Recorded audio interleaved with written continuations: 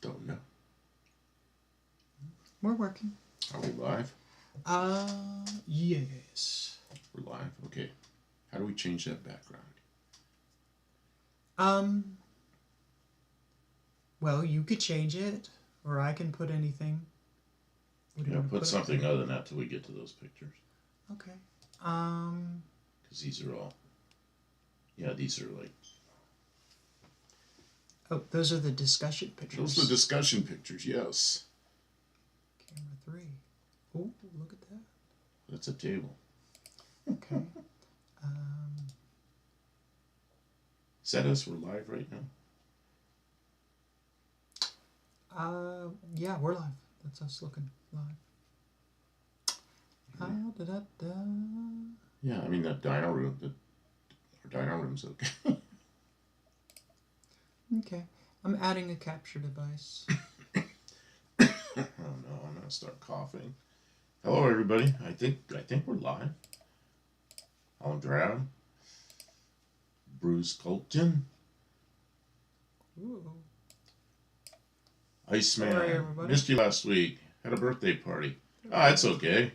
Probably had fun at a birthday party. We're trying to get set up here.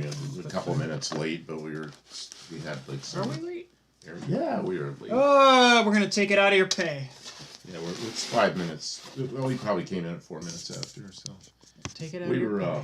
We were messing with something that was giving us some trouble. Oh, we're just setting things up. There's a lot of moving parts to this. I look over there and thing. We have all these screens. We get 1, 2, 3, 4, 5, and 2 of them are black. You know, it's like, what's going on? There's nothing on these screens.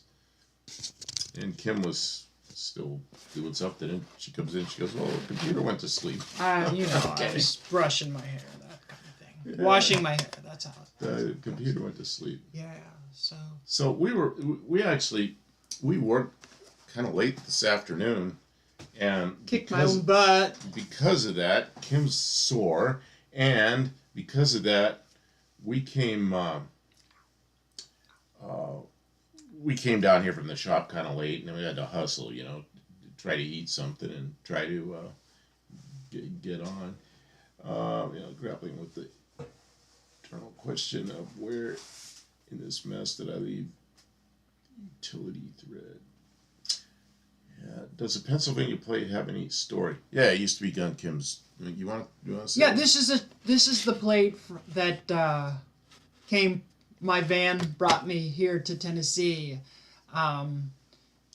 Yeah, it's only a couple years old. And so it's expired, and it's no longer on the van because she's in Tennessee. Right, I had to get registered in Tennessee because I officially moved here, so I am now a resident, and I have Tennessee title, insurance, all that stuff. So the plate's just, no longer in use. But it's all it's really doing is it's a placeholder because we've got a much better secondary camera.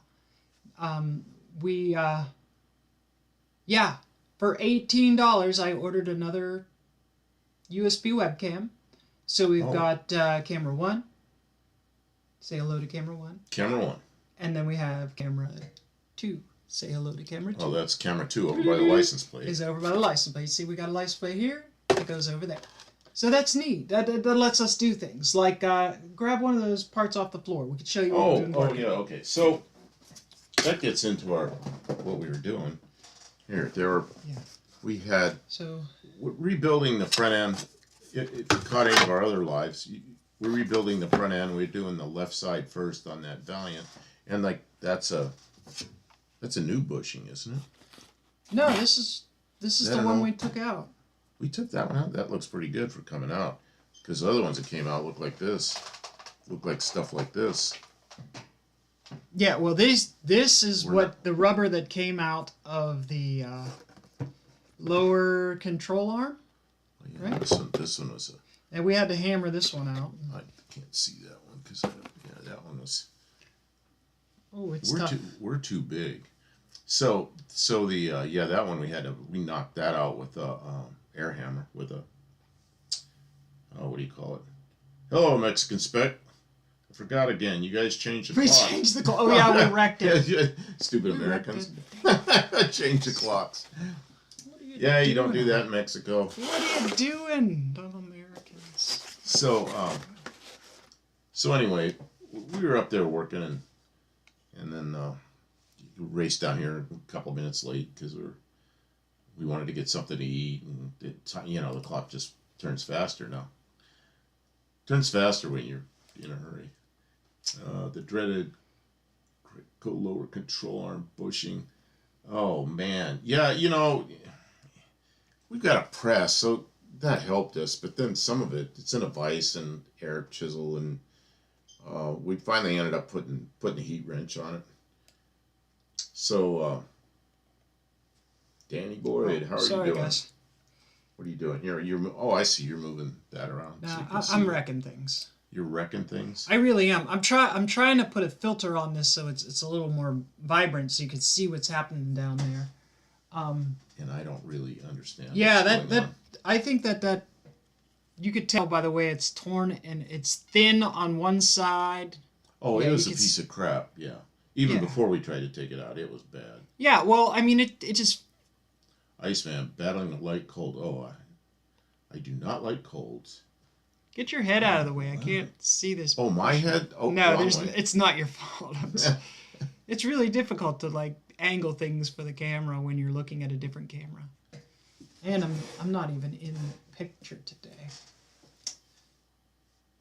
I'm trying to think of the other things that happened.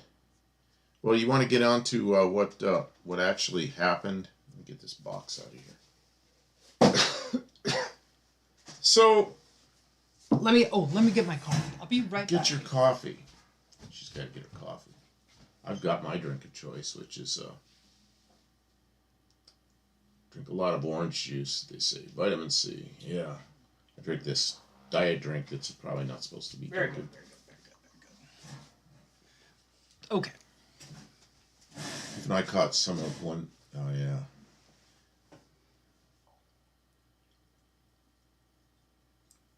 Oh yeah, torsion bars are out. I don't think the torsion bar was hard, was it? We got one of the two torsion bars. Once you undid everything, torsion bar came out, upper and lower control arm came out, strut rod came out, but where that strut rod goes in, oh man, there's a gusset plate, the forward end of the strut rod. We found damage where it goes into the unibody, up front, way up front. There's a gusset plate there to spread the load into the sheet metal. Well, if we're going to talk about it, you need to show it. Pull up one of these photographs and... How does diet drink not give you raging headache? I don't know, it just doesn't. If I don't drink my diet drinks, it's an addiction. I start feeling like something's missing. Okay, I'll go to my stuff here. Let's see, where is it?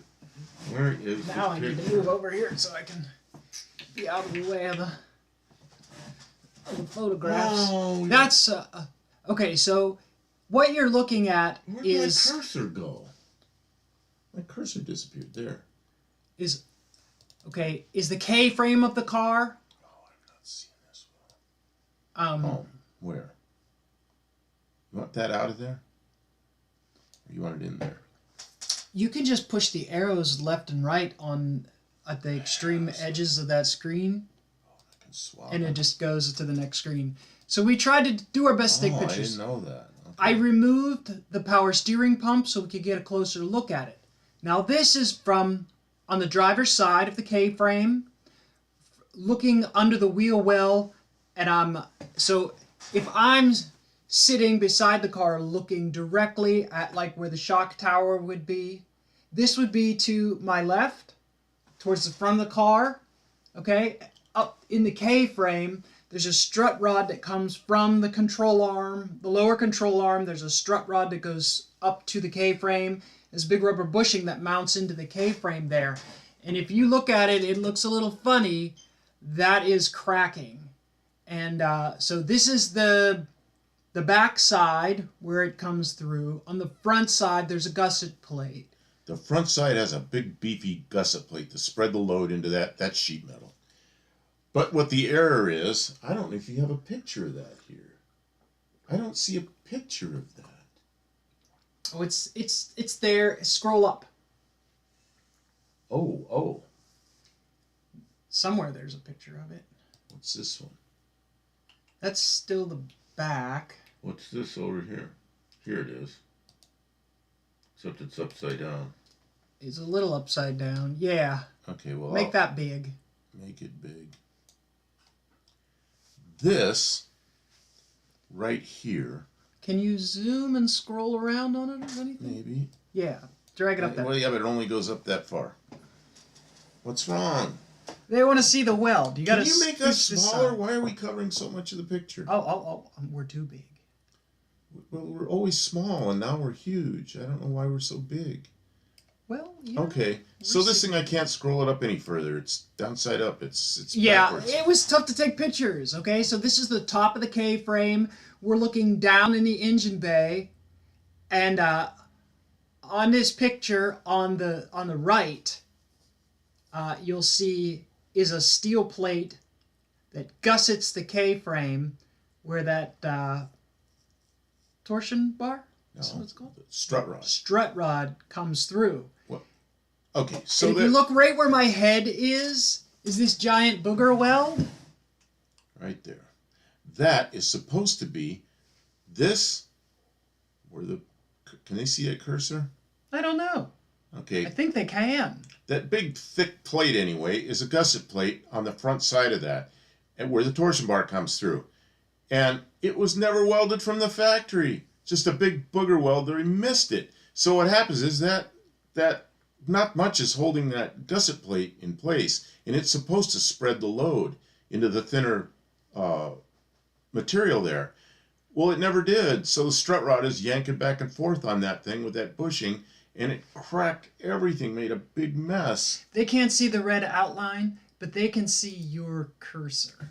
Oh, there it is. There's another angle of the same sort of thing. Yeah, where they completely missed that There's weld. a video, and the video... I don't know what I'm looking at.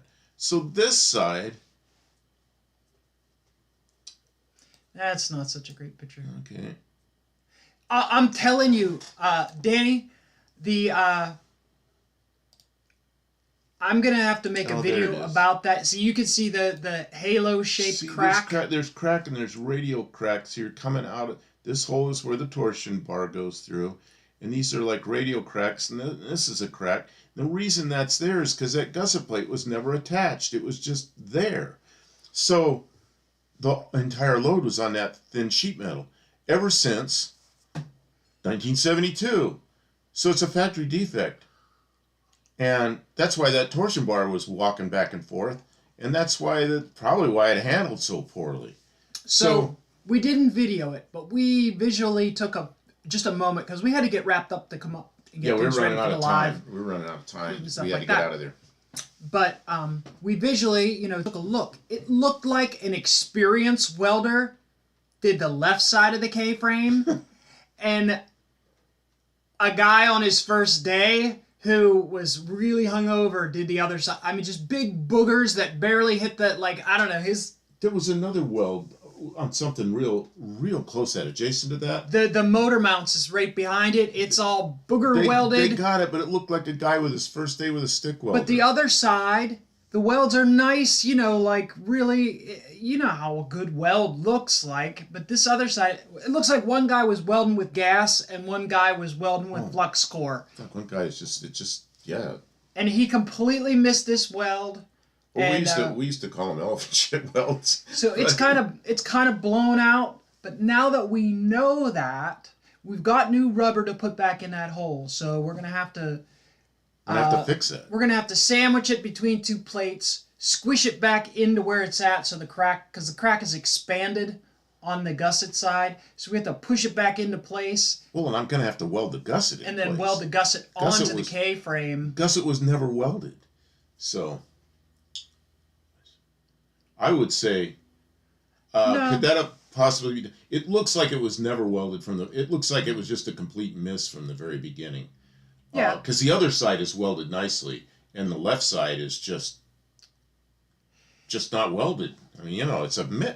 You can see where they attempted to weld it, and the crack, but they just left a gap. Right. They left a gap that's like a quarter inch. And when inch. you look on the other side of the K-frame, the other side of the K-frame has the gusset, and it's welded top and bottom with nice welds, and it looks solid.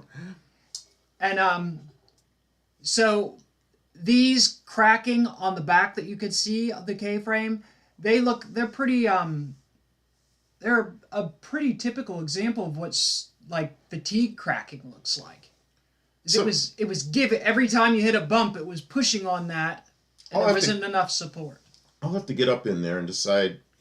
Think about it a little. Decide how I don't want to just get up there and start welding. I want to think about it a little bit, figure out what I'm going to do. But I know that gusset plate needs to be welded in place. Once the gusset plate is welded in place, there won't be such a load on this. I mean, probably not much of a load at all. So yeah, the load will be in a different place altogether. So the and I can see, and you know how that gusset plate, Kim, it's on the front. So let's see, which way would it be? When you step on the brakes, it pushes that gusset plate forward. Every time they stepped on the brakes, it pushed that gusset plate forward. Wait, stepping on the brakes pushes it forward? Let me think. Is that braking wrong? Would make it. No, it'd come back. Pull back, yeah. Yeah, every time you hit bumps pull back. Yeah, it would go the other way. So anyway, that gusset plate is moving. And it's supposed to be welded solid to there. So I really can't understand which forces would push forward. When would it push forward? Going around a turn, I guess. Going around turns, maybe, or when you hit a bump. Yeah, when you're accelerating, hitting a bump. Yeah. The union wages mean I get to drink name brand whiskey during my shift. Yeah, I don't know. Man. Yeah, it looks like some guy in his first day. Somebody didn't care. And the other side, obviously, when we looked at the other side, I go, oh, there's what it's supposed to look like. Yeah. And, it's not like, oh my God, like one of the, now that Bupto Campo's found the damaged K-frame, will they be able to fix the Valiant in time for Power Tour? Mostly old parts. Hello. So with the deadline for Power Tour looming, will they be able to fix the Valiant in time? If you bring a bottle for the foreman, you can do that. Jeez.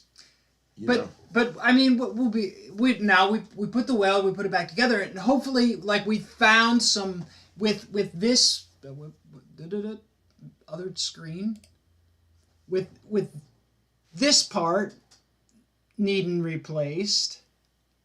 Oh, that's which is the other end of the pivot end of the lower control arm. Which, obviously, with this being bad, that puts more stress on the other part. So, like, there's like a cascade failure going on here that makes the car handle like garbage. Hopefully, we're finding, whenever you go to rebuild something, or I do. I'll track. Oh, how terrible unions are. My factory defect only lasted 52 years. Well, here's the thing. I don't care if they're union defective. or not. Who cares if they're These union cars are or not? garbage. Somebody did a terrible job welding that, and for 52 years that thing rocked back and forth and it cracked. So the other side's really good. So maybe whoever did that got better at it. I don't know. Every one of these cars I've driven is just handled so well. Of course, they were like 50 years ago. And this one was awful. And that all the bushings being worn out, that strut rod being able to move around, it all adds up. So, well, the good thing is Kim found it. She's under there kind of cleaning the grease and crud off. And she goes, hey, this is cracked. And then we started chasing it down, so. Yeah, I mean, I hate rebuilding stuff with new parts if you're not finding anything failed.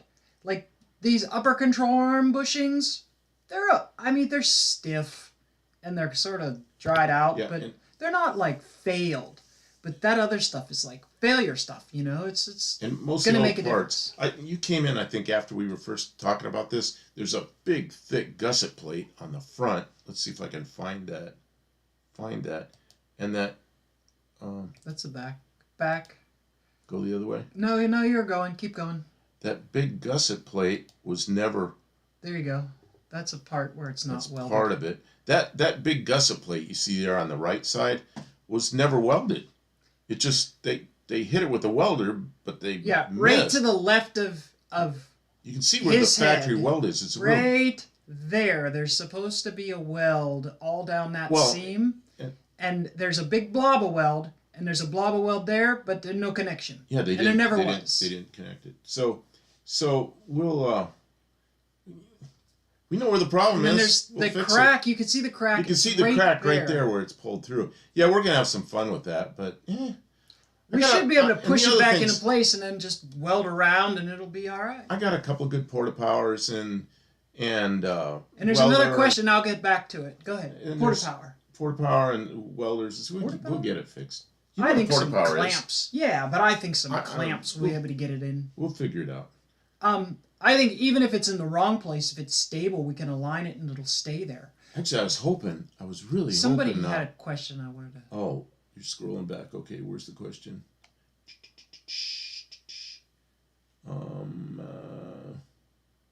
Talking about all the beer bottles and stuff.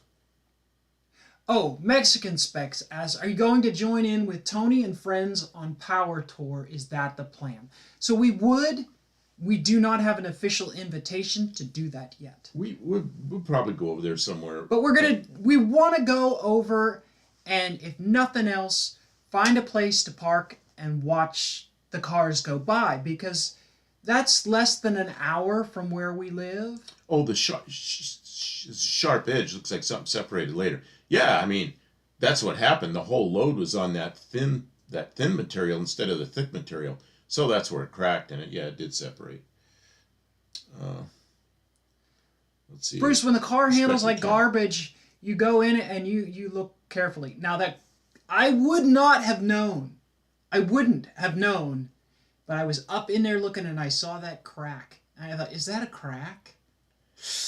And you see, like, we had a lot of light, and I got my head jammed up under there, and I'm like, is that cracked? And then I took to get this photograph that you see here, I had to take the power steering pump off of the engine because it's tucked up in there where you don't see. Dan's asking, does Tony and them have official invitation? No. The whole thing that I think she means is, did Tony ask us to go hang out with him wherever they're parked? We'll go somewhere, and not necessarily with Tony and. Who are the three of them? Tony, Dr. R, Kiwi. Dr. R and Kiwi were going to go do something like together. It's not our job to what's it called? Hang out with them. We'll go somewhere. We may or may not. And I don't even know where they're going to be. They may be at the track. The other thing is, if they pay the entry fee and travel with the Power Tour, then we're definitely not going to really spend any time with them, because it's really not the hours that are involved in logging in into different locations and going from one place to the other is just not our. That'll wear me out. I can't do it either. I have neck problems, but we'd really love to see, even if we just see people go by, or some select people we'd like to just stop in or plan to meet some people for dinner or something like that. Hey, I'm just saying, I agree mostly part. I did want some supplemental welding on my Duster up there when I swapped K members. I don't know which K member you went from or to, and up there where the strut rod's attached, it's probably similar on all of them. I think it's the engine mount area that's different. But was there any were there any bad welds up there, or did you notice any problems with that? That gusset that we're showing right there, that gusset that holds the front side of the strut rod. Did you see anything there? And is that where you're talking about you'd like some additional welding? If you didn't see my early comment, make sure to get updated alignment specs after it gets put back together. Oh yeah, I used to do wheel alignments. In fact, I was looking at some turn plates and some hub gauges today. Yeah, I'll probably do what I decide I want to do. I'll probably go usually once a positive camber, I'll probably go straight up on it, and I'll see whatever they suggest in the specs for a caster. I'll set the caster there and the toe barely in. Because on a rear drive you want it in a little bit. On a front driver you want it out just slightly. They're not going on power to it. They're going to one place closest to their location. Yeah, that's what we'll do. We'll go somewhere and watch Power Tour go by and take some pictures and wave and something like that. Power they're going to Tour- be really, they're going to be really close to us. So. The whole drag and drive and long distance hauling thing just doesn't appeal to us necessarily, but the meeting of so many creative people and car enthusiasts does. And so our goal is to not step on people's toes, not impose on people, but enjoy the event. I mean, it's there to enjoy, and like we're talking about it, so that's promoting their event. We're not trying to really promote ourselves. But like, so if Tony had said like, well, they're going to do correspondence, that they're going to be like our camera at a different location, and so like we live stream to Tony's channel, which I don't know that he doesn't really have that set up to do, but like we could be like, we're live in some such town as Power Tour goes by, and zoom, and maybe interview people or something like that. We would do that, but maybe maybe next year, like, I don't know. It's hard to do everything all the time. We don't really drink much. And you know what? No, we don't. I don't drink. Okay, I want to. The K-frames, I have heard of A-body K-frames getting cracked before, more so on the bigger engined cars. Before this scrolls too far. Go ahead. What do you need? I'll draft. Started with the slant K member, put in the one that came with my 318.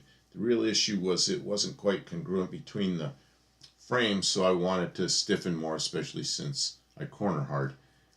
Yeah, we're going to be really inspecting everything now. And that car, it isn't, there's some little rusty stuff under there, but it's like where you expect rust, like where a bushing is pressed in or something, but there's no big rust. There's no big rust on that car at all. So yeah, that car is solid. So surface rust at the if there's most. something that needs to be welded, there's it's easy enough to put it back together. It's like new, Typically, the issue I've had with A-body K-frames were on the tubes where the lower control arm pivots go through. However, they were marginally welded in all places. Beef it up, okay. So people hand out road beers, not just want you to know. Yeah, that's the thing. I see what Power Tour is, and it's just, I've driven long distances with like 2 or 3 cars or 4 cars after auction or something. It's hard to stay together. I can't imagine staying together with like 1,000 cars. That's not going to be fun. We will maybe just find a nice traffic light, where people have to, or a stop sign where people have to stop, and like, set up a cooler full of ice and beverages or something like that, and just, sell sodas for 50 cents or something, just so people have an excuse to stop. Oh yeah, any Chrysler K-frame should be reinforced. See, I never knew any of this. I thought those things were pretty solid. Now all the people that are... I was really hoping... I've heard that they slap them together. Good enough is good enough. And it's lasted this long, but if you're doing something with the car... I don't travel... Okay, so I've been on more than one power... I've been on 2 power tours. I'd love to go again. Let's see. I don't travel... Well, so if I made an event like that, I'd bring a camper and lots of coffee and grilling stuff. Well, and they're, we're in Clarksville, Tennessee. We're close to Clarksville, Tennessee. So yeah, it's not gonna be far from here. Well, I know, and that's kind of why we're pushing to do it this year, because we really had no early plans to do Power Tour, but when we found out where it was, it's so close. It seems foolish to just ignore it. Yeah, it always. Oh, excuse me. Oh man, not enough sleep. Always fun to watch the cruising cars. Yeah, I'd almost rather do that. I don't know. We'll just play it by ear. Whatever happens. Whatever happens. We're still working on it. The coffee means you need a bathroom. Yeah. So does beer. The people who want to drink beer, I don't know how you do it, because that's what happened to me when I used to drink beer. I'd spend as much time in a bathroom. Kim is correct. Chrysler slapped them together, tear it apart, inspect, repair. Yeah, she always says to me, these cars weren't messed in the last, they didn't intend for them the last 50 years. No, and I said to her, yeah, they're probably like 10 years, Yeah, I asked, what was the warranty on this? Because they only build them to last through the warranty. I remember Chrysler had the best warranty. It was 5-year, 50,000 miles, but I don't remember what it covered. I mean, it lasted 5 years. It lasted over 100,000 miles, so... One of these years, I'd like to go Woodward Cruise. I know a lot of people have been to that. That'd be interesting. Where's Woodward?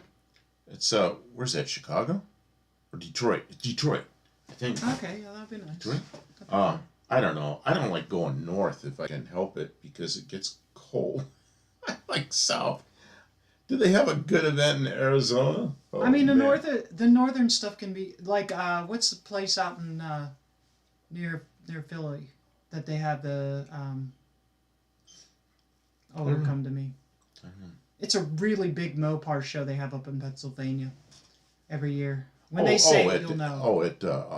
yeah, I know what you mean. I can't think of what it is. Right? We're both It's a city where they have lots of car events. we're both old and our brains are not Um, working. I can't. I don't know Yeah, how we have a talk show and we don't have any no Yes. minds. my 64 had 5 years, 50. Yep, I remember Chrysler had the best warranty. Carlisle. Carlisle, that's right. Well, Detroit gets warm when we're set. Yeah, I bet it does. It's summertime, isn't it? Uh, a huge event in Alma, Kansas. Hot Alma Nights. Come join us. Where is that? See, my brother lives in Wichita. So, yeah, I got reasons to go to Kansas. Let's do it. When's the dates like? Oh, I I'm don't gonna look want it to. up. I don't want to commit to anything. Yeah, yet. we can't necessarily commit to anything. We have a Oh. couple events and yeah. Well, we have a lot to do here. Oh, Last year, Iceman got it too. It's Carlisle. Carlisle, yeah. Oh man, is it cool going to Carlisle? There's so many cars up there in Pennsylvania, and people hoard them away. They're Didn't- treasures. Tony went to Carlisle for like what, half a day or something last year.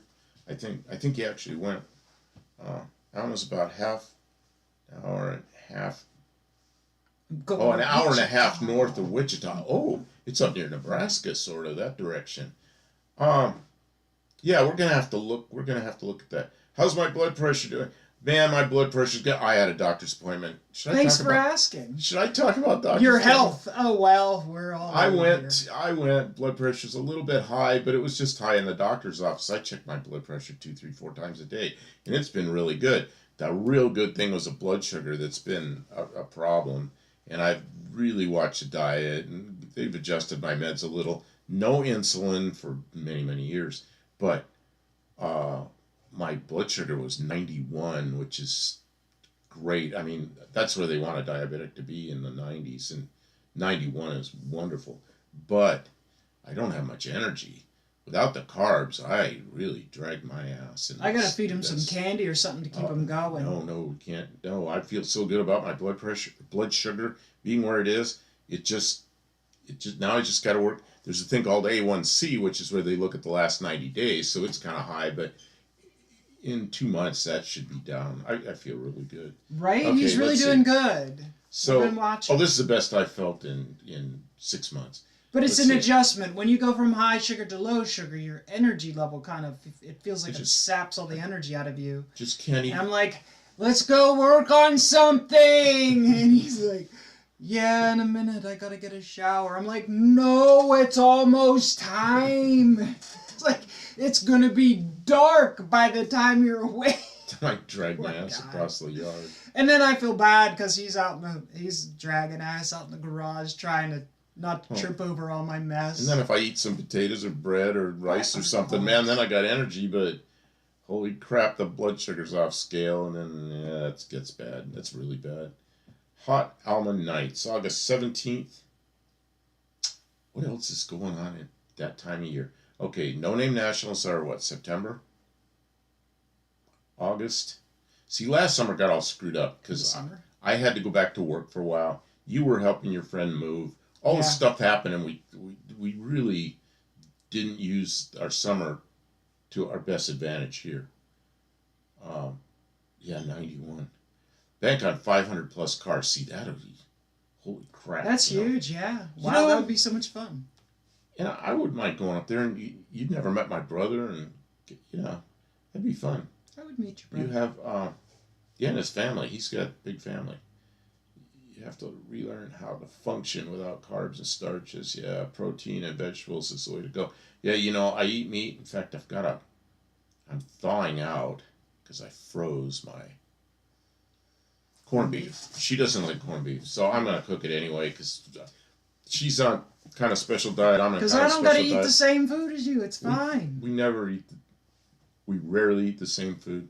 So yeah, my thing is vegetables, I eat a lot of big salads with, yeah, you can imagine, cucumbers and lettuce and thank God I like that stuff. And Mexican spec, you might feel differently about eating vegetables if the difference were a much shorter life. yeah, You know, I you will learn not to eat like vegetables it. for You any. learn to love it. That's my brother. My brother, he's just like my brother. My brother is not even won't see vegetables. He goes vegetables like it's a ch. Like it sounds like bad vegetables. Since I got here, we eat at home, like almost every night.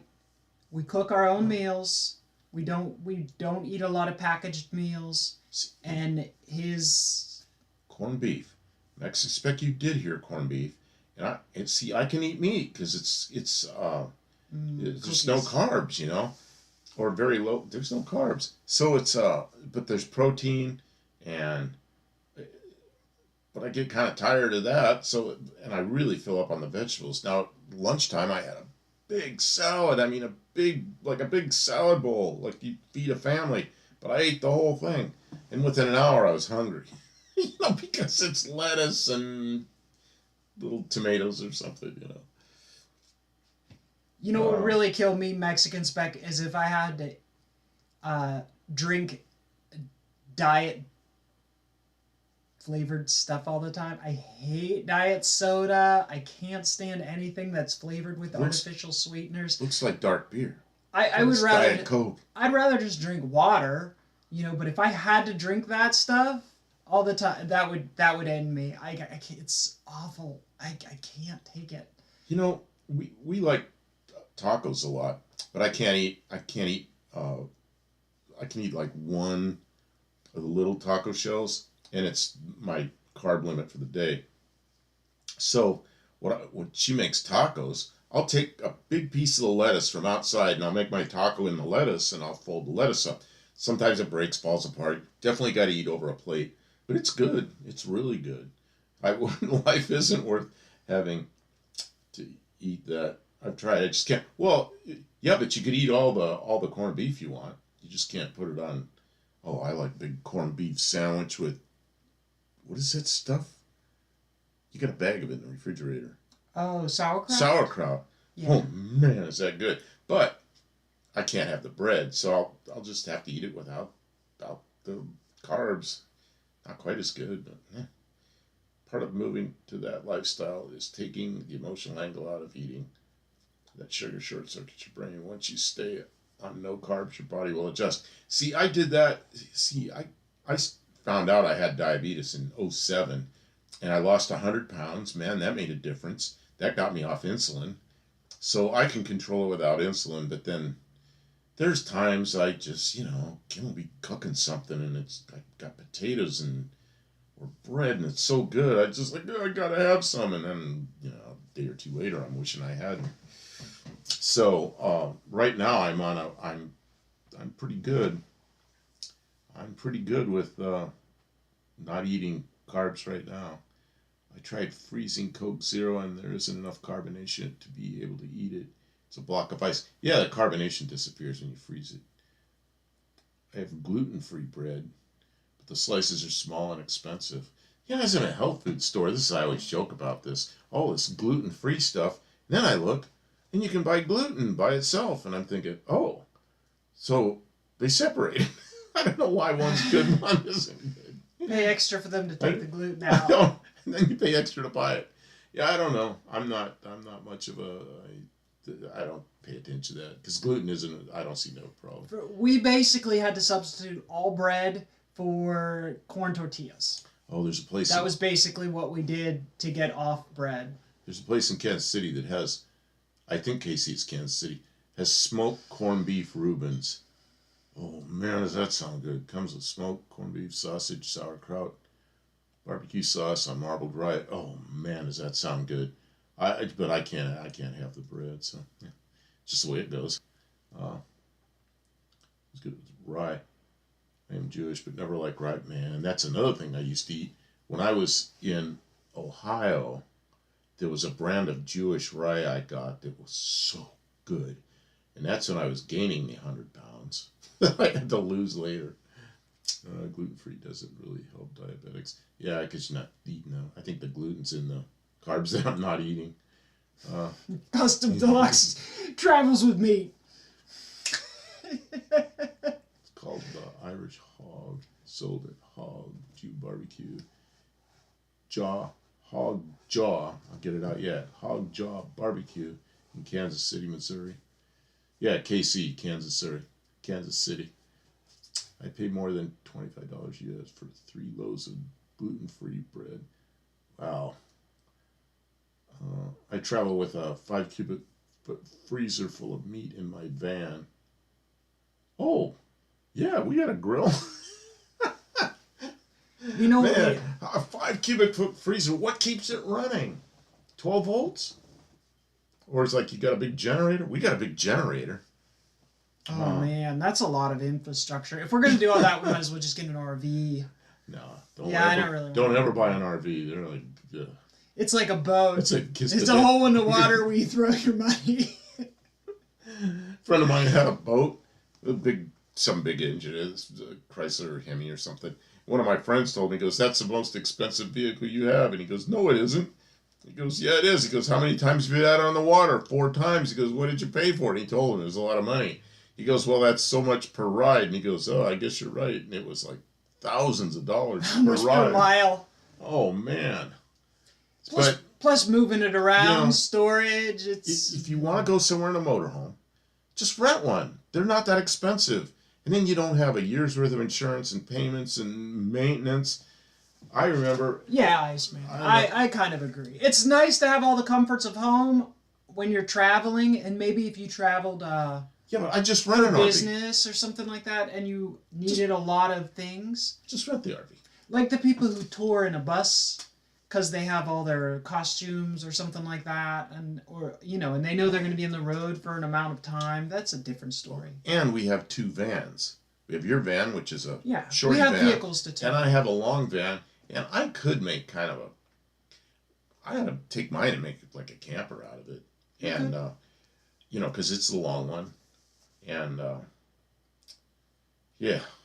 Boat bust out another 1,000. Water doesn't like me, and the feeling is mutual. Yeah, I'm not a boat person.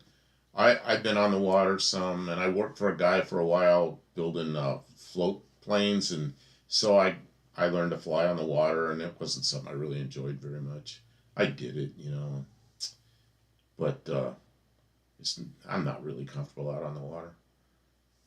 There's to a lot of racing or other events means renting something and drive back and forth anyway. Yeah, No Name Nationals, a lot of people just camp there all in trap. You coming to No Name Nationals? I heard you're on the East Coast somewhere, like Southeast Coast somewhere. Where are you, like? I'm trying to think of South Carolina, maybe? North Carolina? I don't know. I certainly miss living near navigable water. Yeah, I guess you're not near the ocean then. We live. Yeah, I don't know if I mean the what river's here? Lots of boats on that river. Yeah. Can't remember names of anything. Cumberland? No. I'm way inland in Georgia. Oh, okay. Georgia's got a lot of stuff. Yeah, It's a but that long means drive. you're not very far from No Name. That you're not far from us then. You're probably 2 or 3 hours from us, and we're more like than that. we're 4 or 5. It's a long way. And then we're like 3 hours from No Name Nationals. Well, If you had vacation time and you wanted something cool to do, No Name Nationals is a lot of really cool oh people. man, that is just a. That's fun the event. great thing about No Name Nationals. It's not really. I mean, the cars are neat, and the location is just kind of out there. It's at this track, that's not like, but it's a nice place. It's really cool. It's sort of chill, but the people, you get to meet all these people that some people will really enjoy. What? Mostly old parts. 6 Man, hours. does this from sound Tony's. good? So it's another Let's bring 3 hours Christmas from Tony's. Sausage and a barbecue grill and No Name Nationals. Hope you enjoy it. Eating, grilling, and chilling. How do we find you? What car? I should know all this, and I don't know what car you're gonna be in. I ran my dad's boat out of gas on the Lake Mead. Oh, that must have been fun. Earned the name Gilligan after that. I'll have to remember that. Oh man. I knew two guys that they were on some little boat out in the Pacific Ocean, small boat, and had a 2-cycle engine on. The engine quit, and they couldn't get it fixed, and they were drifting for a long time, and they finally ended up drifting ashore somewhere in Central California, and they dragged the boat to wherever they were, and some guys came out there in a Jeep and gave them a ride into town. So then they came back out there, and they're trying to figure out how to get the boat out of there, and when they get there, there's a ticket on the boat from whoever gives tickets out there. Parking tickets. Yeah, for trying to launch the boat there. And they went to court, so we weren't launching it. That's where we crashed. The judge didn't believe them, and they got fined for trying to launch the boat. They felt so lucky they ended up on land and not drifting out to sea, you know. How'd you ever get back? Calling for help. Oh, you had a phone or something. Has the red 69 Roadrunner. Gladys. Oh, okay, we'll find you. All the coves on the map look alike, so I wasn't sure where we were. Yeah, you know, I've looked at that. I've looked at the maps of that lake. I don't know. Yeah, how would you know where you are? He was looking for someone like that slant Miata. Oh. Man, I was up in Maryland that whole time, and I really liked that slant Miata, and then he took it all apart, threw it away. He said nobody wanted to drive it or do anything with it, and I was, not the right person. He needed somebody who was really looking to make content and do it. And you know what I really liked about that slant Miata? He had this huge pile of wiring on the ground. I don't know how many of you saw that. It was just this giant rat's nest, like a couple of feet high. And then he put the slant in it and wired it. He had the hood open. I looked at it, and then I knew I liked that car. It looked like a 63 Plymouth. You know, there was like a wire and a ballast resistor, and the wire went to the ignition, and there was one wire to the starter, and maybe there was one to a temperature setting. It was like, oh man, 3 wires. It's driving. That's what I like. Mostly Old Parts is the announcer. We met you. I remember. Oh, you're the you. announcer. I didn't make the connection between Mostly Old Parts and oh, your okay, name. yeah. I'm sorry that your name won't come to me because I'm terrible with names, but I remember your face and I definitely know your voice. I'll be parked next to the tower, designated announcer spot. Okay, sure. See, I just don't know Mostly Old Parts. It doesn't connect. Yeah. Well, and that I'm old. I'm don't embarrassed. Remember everything. Mexican Spec, I remember him because I buy stuff from him. I gotta buy more stuff from you. Let's see here. Yeah, what was I thinking about? Some other car I needed taillights for. Oh, what was it? What was it? What do you mean? There was something else I wanted to buy from Mexican Spec, and I don't remember. You asked him about something, and he said he didn't have them. Something ancient, probably. Yeah, I don't remember. I wonder how light a new Challenger will be if you dewired it. Oh my God, are those things heavy? They say the memory is the second thing to go. It's the second thing to go.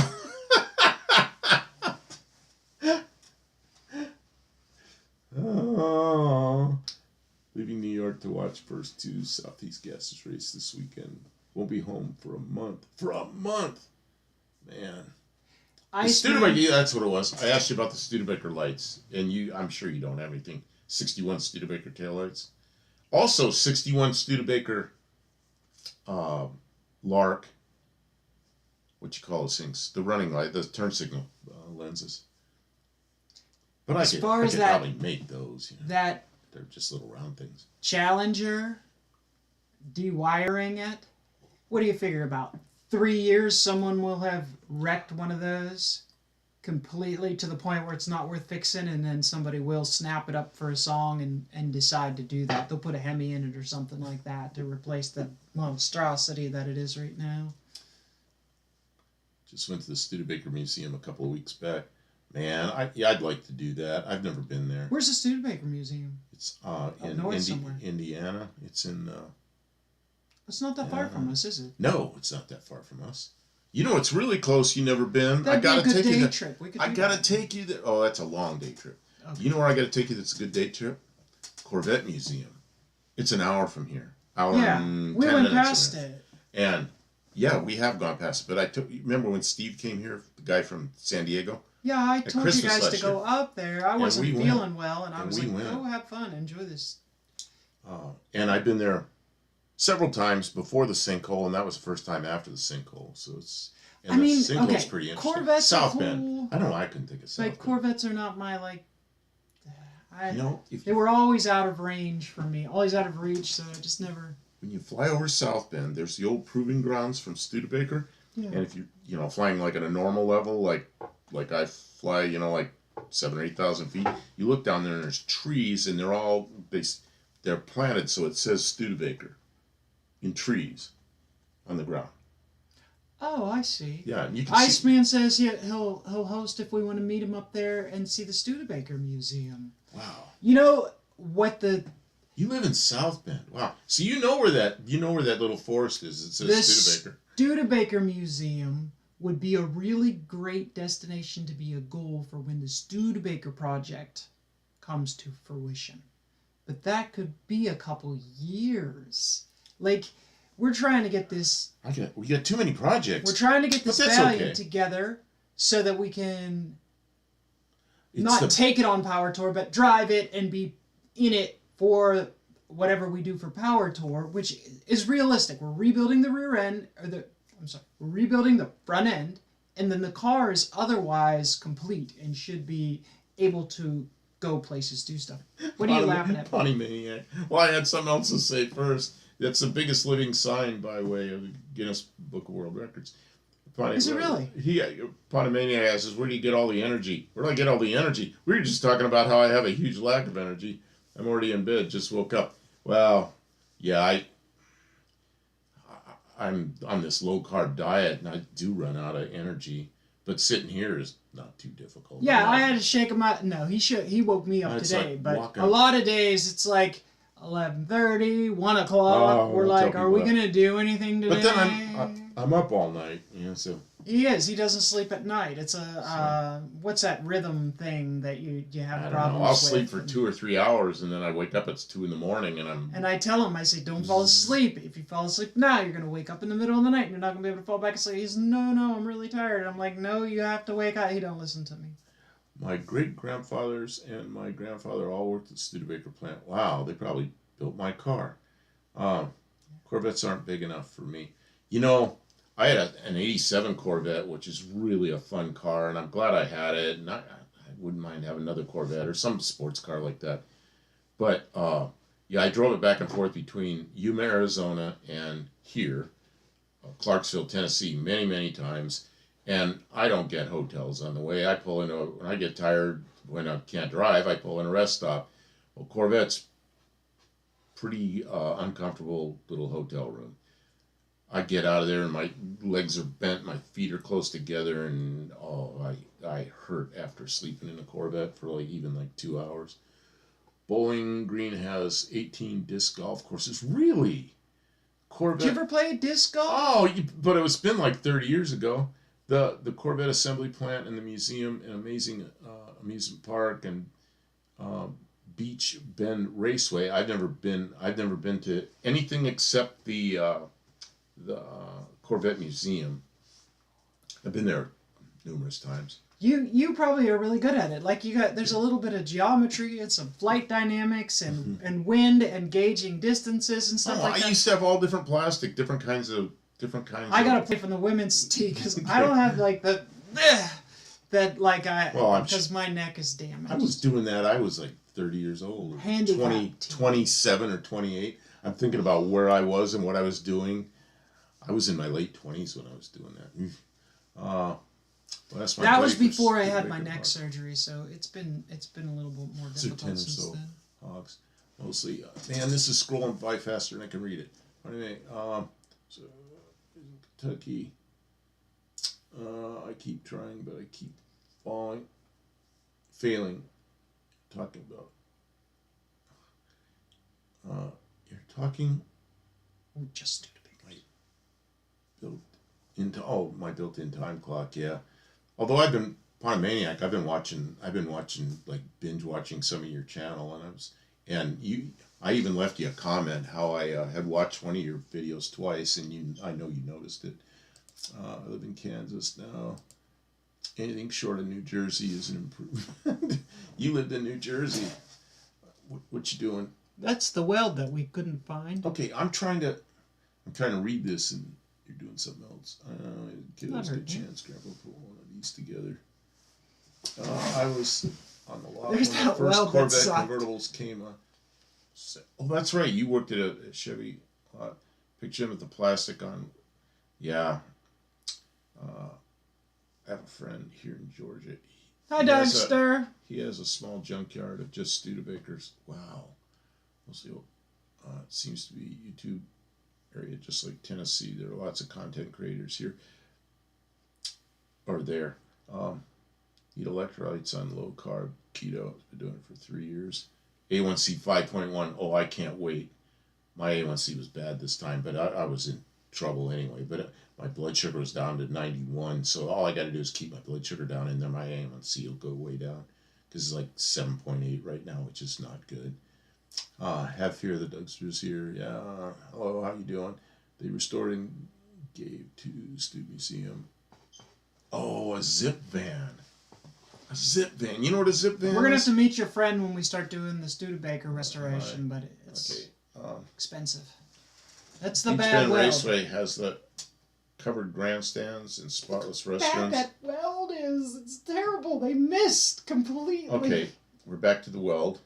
It looks like a foot. It broke right there. It didn't break. It was never welded. There was a little spot of contact right there where it contacted with. Oh, you think so? Right, see that black spot right there? That's where it cracked. But none of the rest of it even made contact. Yeah, it's a factory weld. And now it's pushed out that amount, which is about 1/4 of an inch. It pushed away and bent the K-frame. Anyways. So the other side looked pretty good. It was still kind of. No, the other side looked like a real weld. Yeah, but not like. Yeah, it did. And on the lower end of this plate, down at the bottom of the K-frame, because this is the top, the lower end of the weld is a proper weld. Who is this? Chemterator or Able B has a bunch of clone V6 engines, but he's in California. Maybe you can work something out. Yeah, oh man, I used to. I was doing the airplane thing. I always knew people going back and forth with trailers and all this, and if I needed something like an engine moved, I could do it. Somebody just pick it up for me. But now you gotta pay the shipping, or we gotta go there. So Mexican spec, I believe, and I'm still trying to get exact measurements and confirmation on it.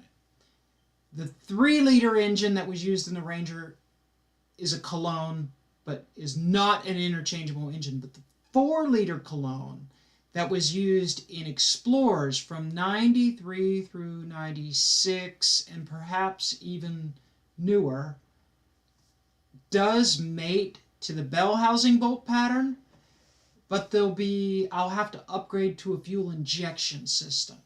So if I can find a donor vehicle, and I've looked, and they're in circulation. The newer vehicles, like a 95 or 98 vehicle. So that's a real possibility, but I just don't know if that project's worth it. Like that Bronco it's kind of cool, but it's like there's like a hole this big in the driver's side floorboard. And it's like, it's kind of beat up and used and old, and definitely some body work needed on that. And we have so many other projects. I don't know if it's ever going to make it back up to the front of the line. That Bronco is not so bad that it shouldn't be saved, but it is a bunch of just needs some body work, some rust. If you say so, I don't know. But we got other things that we want to do. I want to go back here, Dougster Wolverine Garage. Yeah, sorry. Found a small block intake on Marketplace that has a 6-barrel intake with 6 2-barrel. It's going to go away. 6 2-barrel carbs on it, complete with fuel up, $1,200. I've seen those for about that, $1,200 to $1,500. I remember those things, and I mean that's a cool looking thing, 6 2-barrels. Were they 6 2-barrels? I think they were. Were they 6 1-barrels? I don't remember. I've seen those manifolds around though. That weld was Pre-robotics. My best guess is it was done around 4:30 on a Friday. Yeah, it was probably the last car through. So that's like they were already shutting the welder off while he was welding. That's what happened. He shut it off while he was welding. Yep, 12 barrel. Okay, it never passed a gas station. Yeah, but they look so cool. There's a couple of them on eBay right now. Are the Edelbrock X-C8, which is the manifold I had on my Cougar, and one of them's $800 something, no carburetors on it, and the other one is $750. I shouldn't even think about that. What a cool manifold! I let that one go. Territory is always on Tony's live. He's a friend of Arian at Zero. Oh, okay. But him being across the country, the shipping is just, it destroys any kind of deal. Like, the cost is just prohibitive. And there are vehicles nearby now that I know that a 4-liter will fit, or I think I know a 4-liter will fit. And since I gotta make it fuel injection, and it needs a radiator, because the radiator's bad, it needs a brake booster and brake master, and anything else that, like, there's no wiring or anything like that. So it'd be good to have a whole donor vehicle if I was going to do it.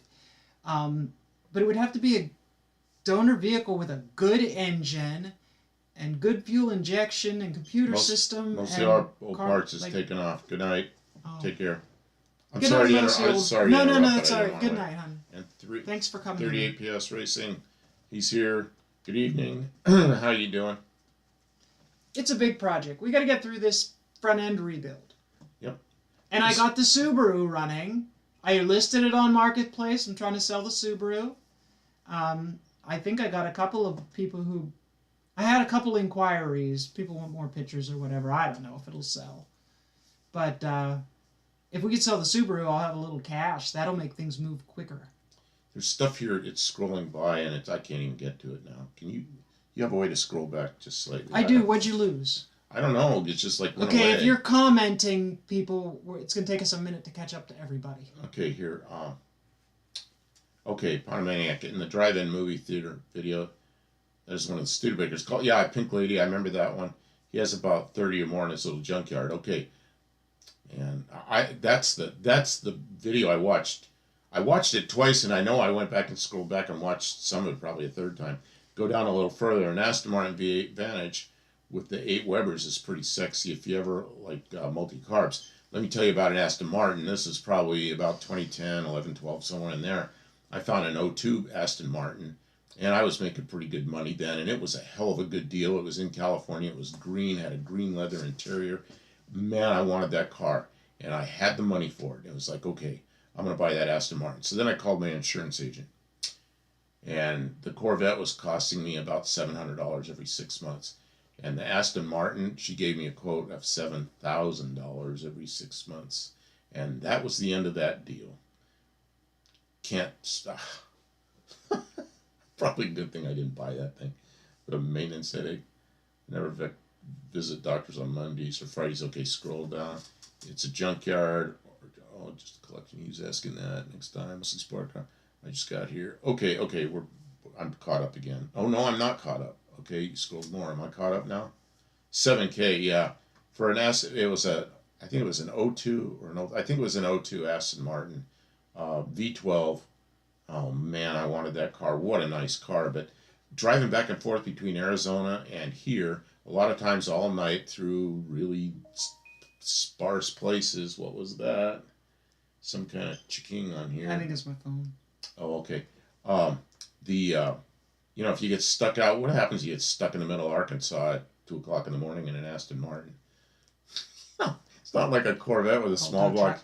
They'd call, this Corvette and a small block Chevy. You just find the nearest AutoZone. Mexican spec. Woohoo! Bring the ladies, Subaru. What's this? I missed whatever that was all It's about. a reference to lesbians buying Subarus. What? Okay, I don't know. Mexican specs just being fun. Okay. And then somebody said, Dougster, you were saying about the 4-liter Jeep engines. We're talking about the 4-liter Cologne Ford engine. So it's already a big upgrade from the 2.8.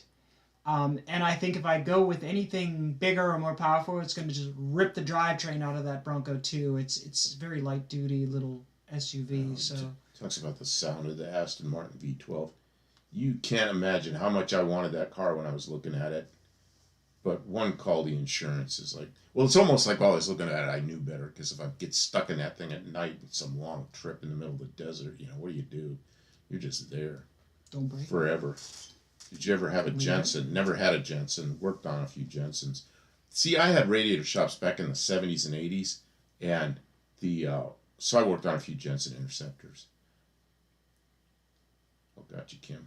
Whatever that's about. I was explaining about the 4-liter. He was saying, Oh, the 4-liter Jeep engine's good and you can stroke it. And it's like, yeah, it's a different engine family. Floor. Yeah. Something, this is something I run into on YouTube videos. There are engines in cars that people absolutely hate, and I don't understand why. One of them drives me nuts. Is the Iron Duke. Pontiac Iron Duke. Yeah. I've had several of them, and they're just indestructible. No, they're not real powerful, but they just go and go and go. You cannot break them. And then another one that bothers me is the AMC Gremlin, and they put it down because of the engine. Well, as a 232 and the 258 6-cylinders, which became the 4-liter Jeep engine. And those things are indestructible. I don't know why people don't like them. They just go and go and go. And this thing's going to go by. And then, what was the other one I was thinking of? I was thinking of another one people really hate. And, Pintos. And the Pinto, the little wagons are so much different than the coupes that they're a pretty beefy little station wagon. I kind of like them. And you could get them, every one of my wagons except one had the Cologne engine in it. So, it's okay. And the Cologne engine was another one of those engines. Now, you tell me a different story. Of course, now it's 40 years later. But when I had those Cologne engines in the Pintos, they were like their big cast iron indestructible thing. Didn't have a lot of power, but never had any problems with them.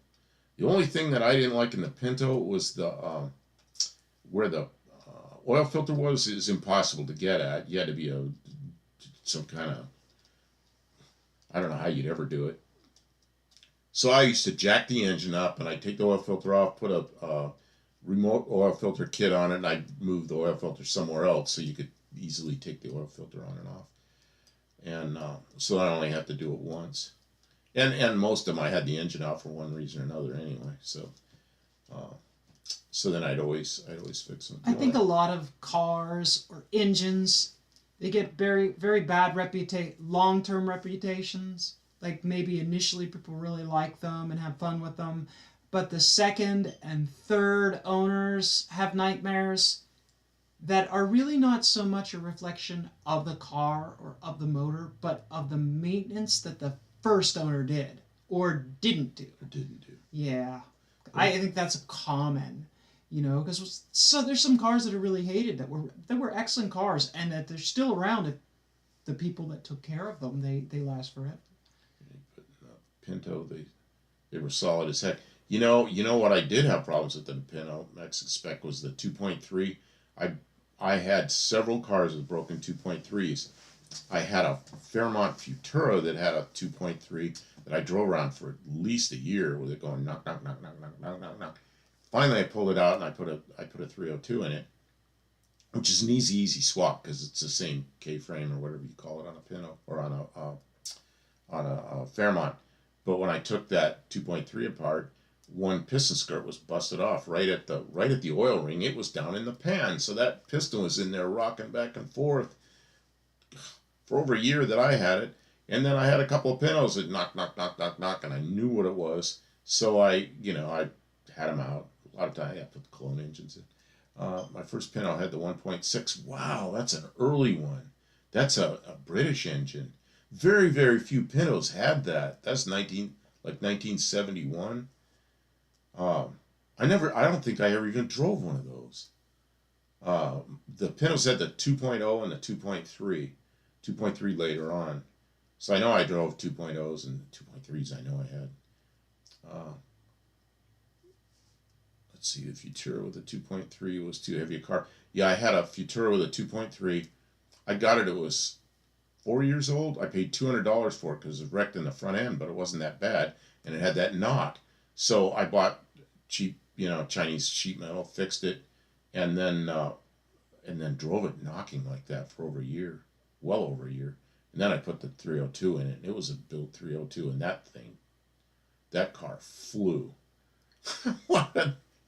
Changed its personality. Ford knew the 2.3 was solid. They kept using it.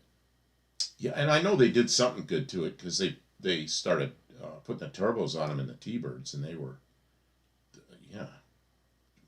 I had a friend that had, well, he and his son both had T-Birds with those engines in them, and those things they loved them, And the 2.8 liter Cologne V6, yeah, the 2.6 was first Cologne engine I saw was in the little Mercury.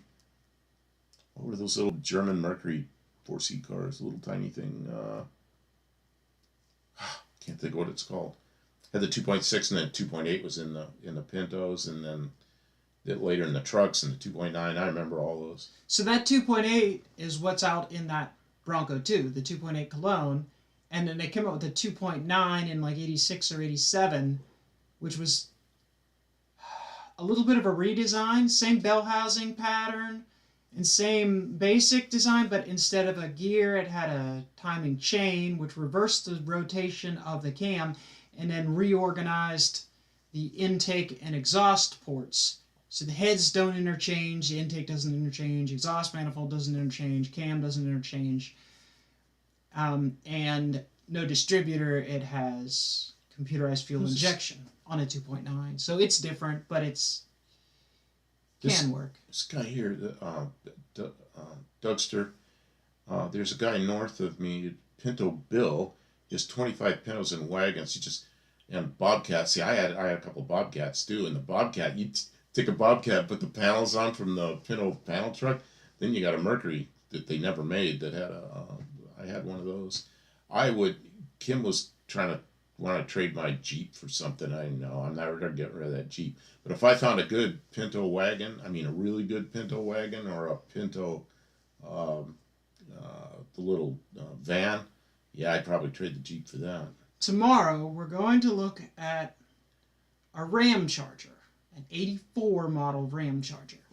And he said, well, I don't want a Ram Charger. And I said, well, maybe it's a good one. Let's go look. And he said, there are no good ones. There are no good Ram Chargers.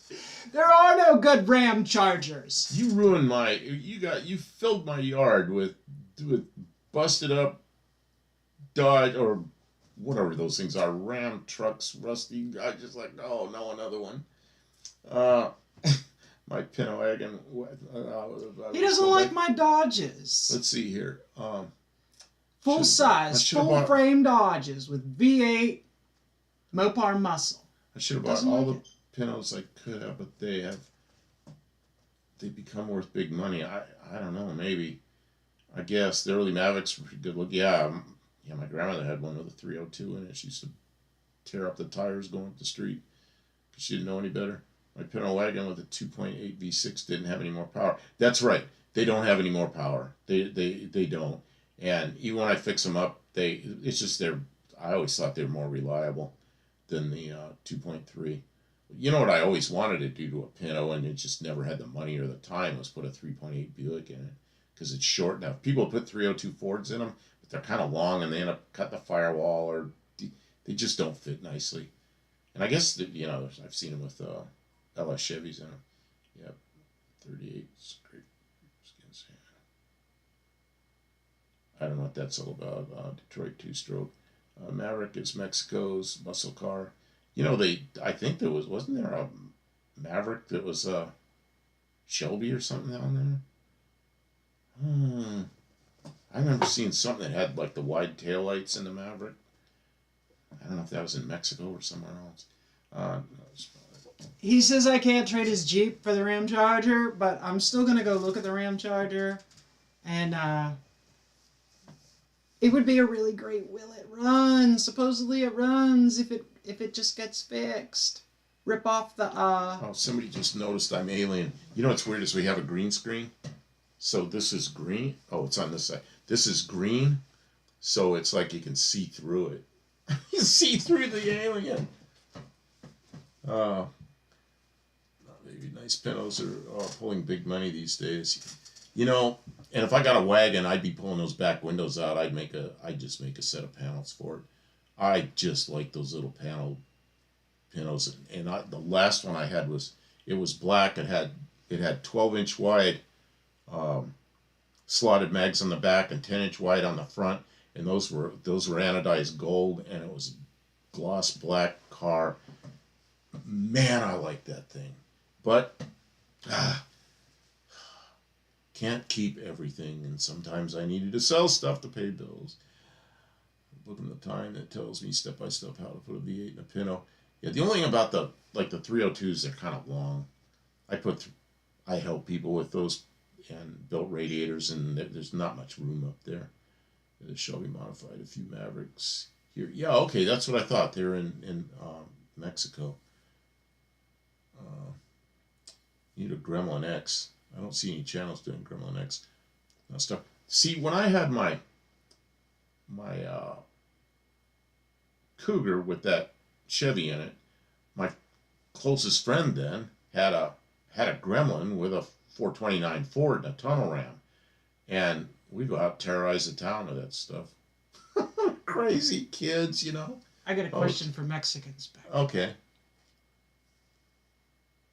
Why two-wheel drive? Is that a good thing? That it's a two-wheel drive? Where does it say? Where are you looking? He was talking to Dougster about a 92 Ram Charger in dark blue with silver accents. What do you say two-wheel drive? It says two buyers. Where does it say two-wheel drive? Well, read the comment. I don't know. I'm lost. Stuff scrolling by, and I'm trying to talk about Pintos. Lost track of the Dodge or the Ram Charger discussion. And our Mustang Coupe's ugly. Not having the fastback destroys the looks.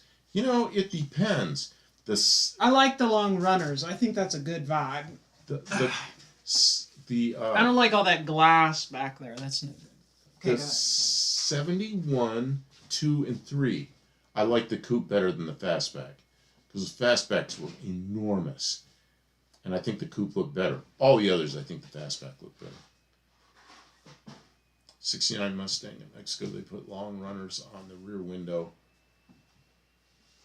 Oh, like they did some other things like that. Oh, they did that with the A-body Chryslers. They put those long runner things back there. Must have been something they did in Mexico. Looked pretty good. Oh, what'd you get? You got one of those. Almost no 4x4 Ram Chargers were sold in Mexico. Even today, you can't find small 4x4 SUV to buy. 71-3 Mustangs, enormous but good looking. See, I didn't like the fastbacks too much. That first fastback, the first time I saw a 71 Mustang fastback, I thought it was a station wagon.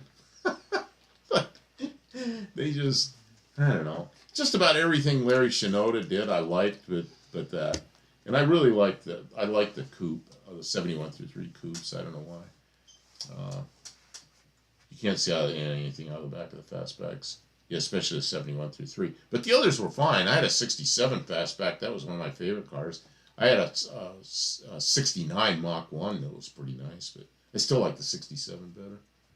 Yeah, the Dart had longer runners, too. Yeah, I remember seeing those. Good night, Maniac. Oh, where he's leaving. He's leaving. My wife is yelling at me to take my medicine. Well, just have her bring the medicine. Oh, I know. You probably ought to go take your medicine. I'd love to see what I can do with Maverick. They seem to have kind of a high roll center, though. Yeah, you know what's wrong with the Maverick? What I think's wrong with the Maverick is it's the same body as the Falcon and the early Mustangs and everything, and the front end is, they got the springs on the top, and I really dislike that suspension. A lot of people take the Mustangs and put the Mustang 2 front suspension and all the remade Mustang 2 stuff. I think you could do that with a Maverick and make a pretty decent car out of it.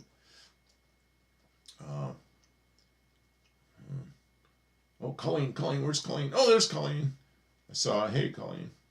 How you doing, Colleen?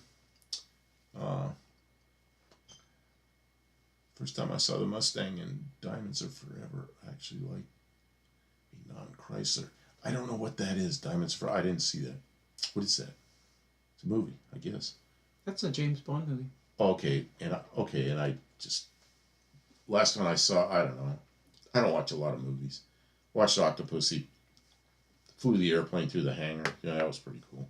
Of course, I was an airplane guy. I had to go watch that. Even the four-door Maverick in Mexico got the V8 and four-speed. Can you imagine that? A four-door Maverick with a V8 and a four-speed manual. What really is funny is in Mexico they had the 289 still. 289 was gone here after 67 in Mexico. They're still going. My father bought a 69 Mach 1 new for $29.95 out the door. He still has the paperwork, but no old car. Yeah, my 69 I got for $500 from a guy. A guy drove up to my shop and he goes, "I hear you buy old cars." Oh no, I got it for less than that. And it was a green, kind of a sick looking green Mach 1, 69 Mach 1, and the door on the driver's side was yellow that had been painted green, but most of the paint had peeled off, so it looked horrible. And it's sitting there running, it's going, running like crap. And I looked at it like 1 minute, and I go, I'll give you $400 for it. And he goes, "If you give me a ride to work, I'll do $400. So I got it. And that night after work, it must have been wintertime because it was already dark. I opened up the hood, started up, and it looked like a light show. Every spark plug wire was all over. Went across the street, car parts store, came back, put new plug wires on, started up. That thing was like, it's 351 Windsor, at a 69. That thing ran so smooth, had a 4-speed in it. So I ended up painting it bright red and made it look like a bright red Mach 1, and that's the best money I ever made on a car. Colleen, I was eating jelly beans. Jelly beans? I can't Don't eat, tell him. He's not allowed to eat nothing like that. Oh. There's our... Oh, wait, Colleen, you just got here. There's the bad weld. Oh, yeah. It was barely making contact here. It's supposed to be welded from up here all the way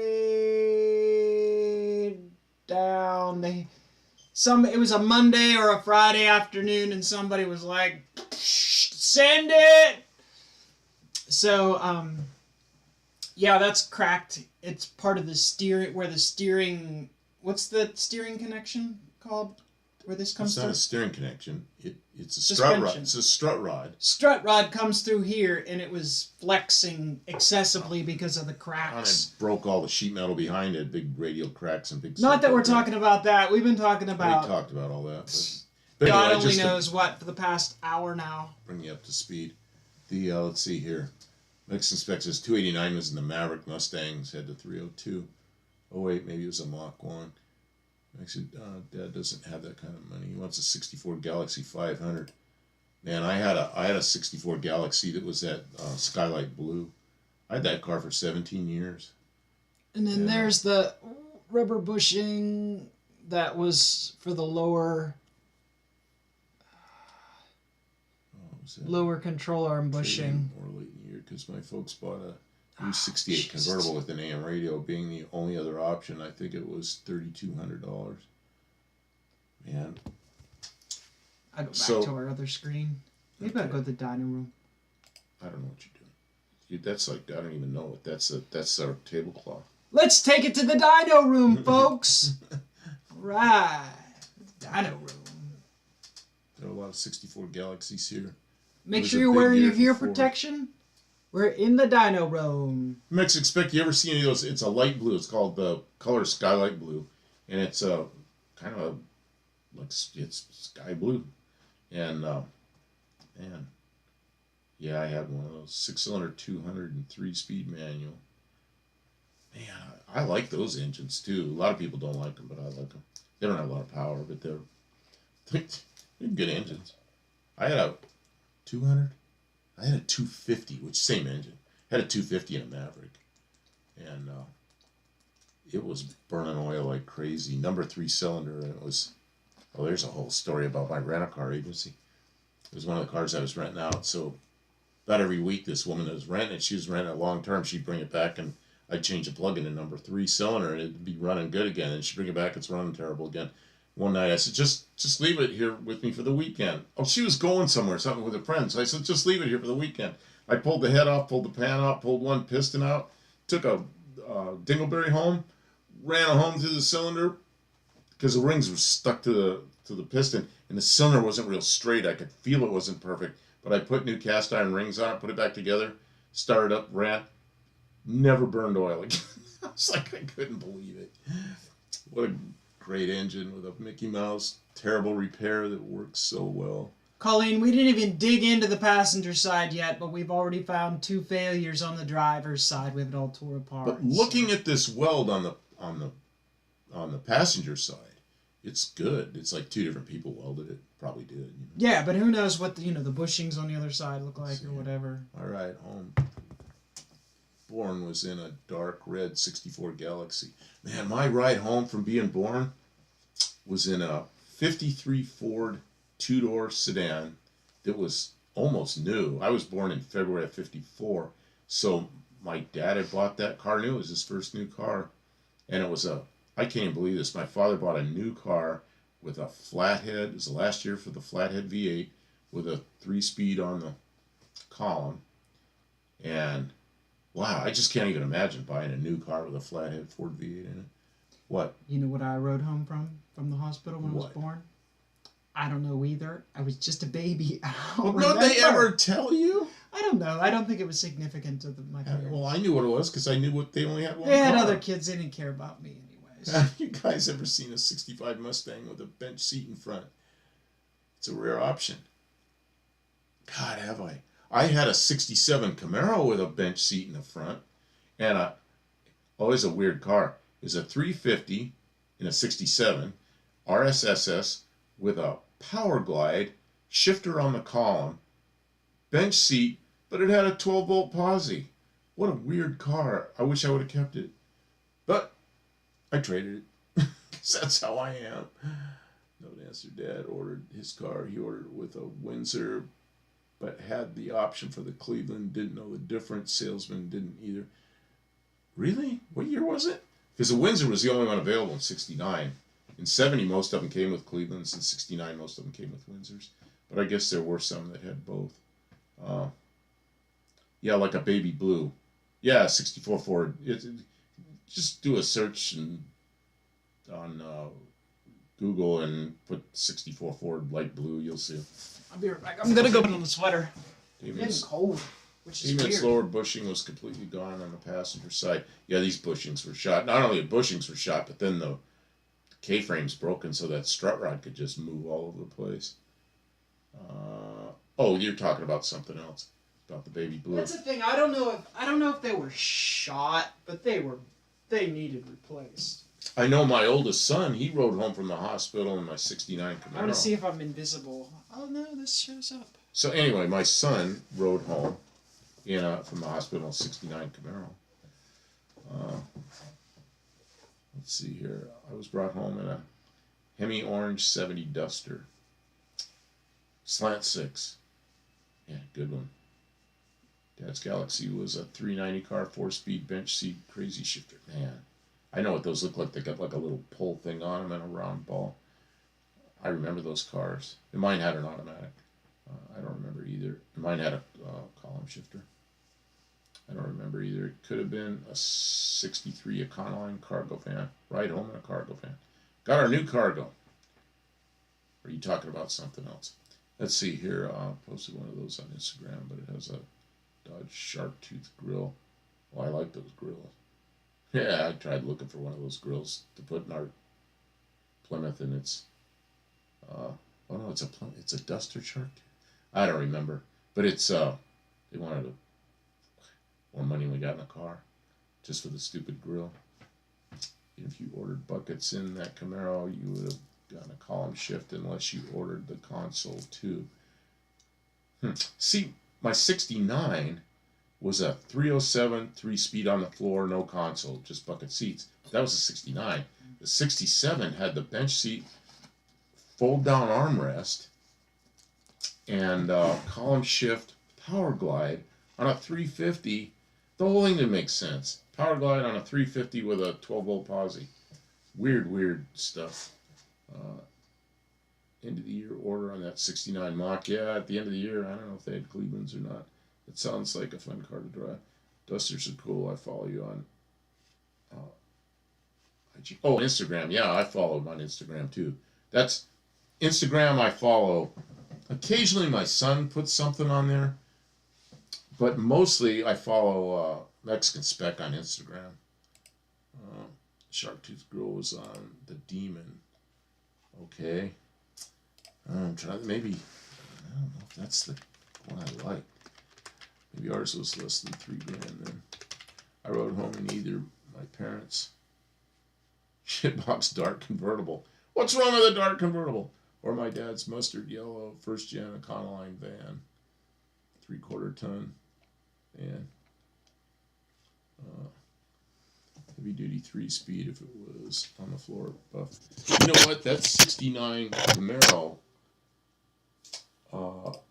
was a car that I bought from the original owner. It had been kept indoors in a garage since it was new. I bought that in, I don't know, probably 1975 maybe, 74 or 5, and it was a '69. What are we talking about? My '69 Camaro, and it was a it was kind of a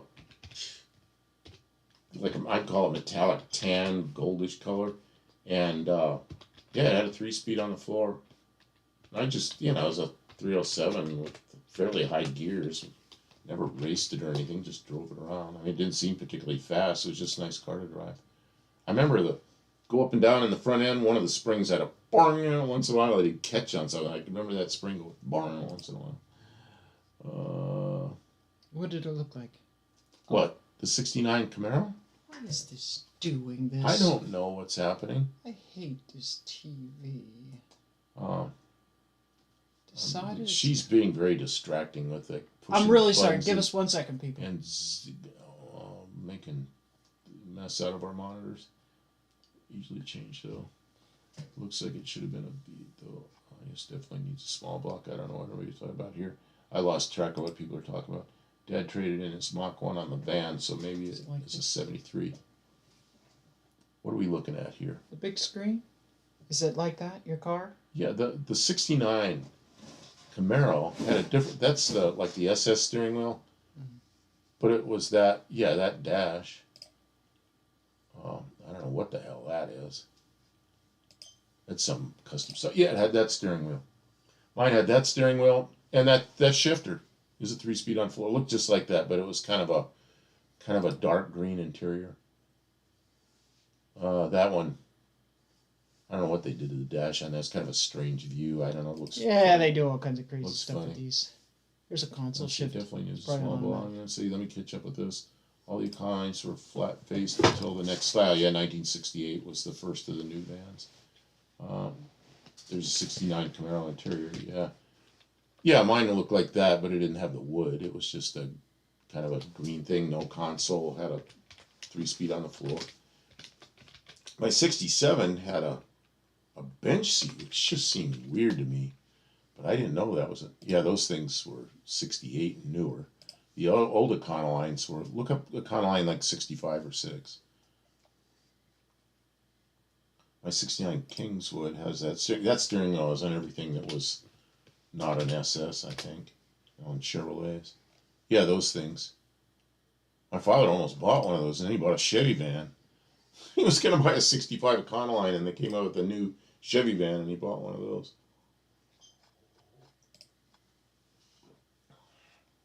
Yeah, those things were all over the place.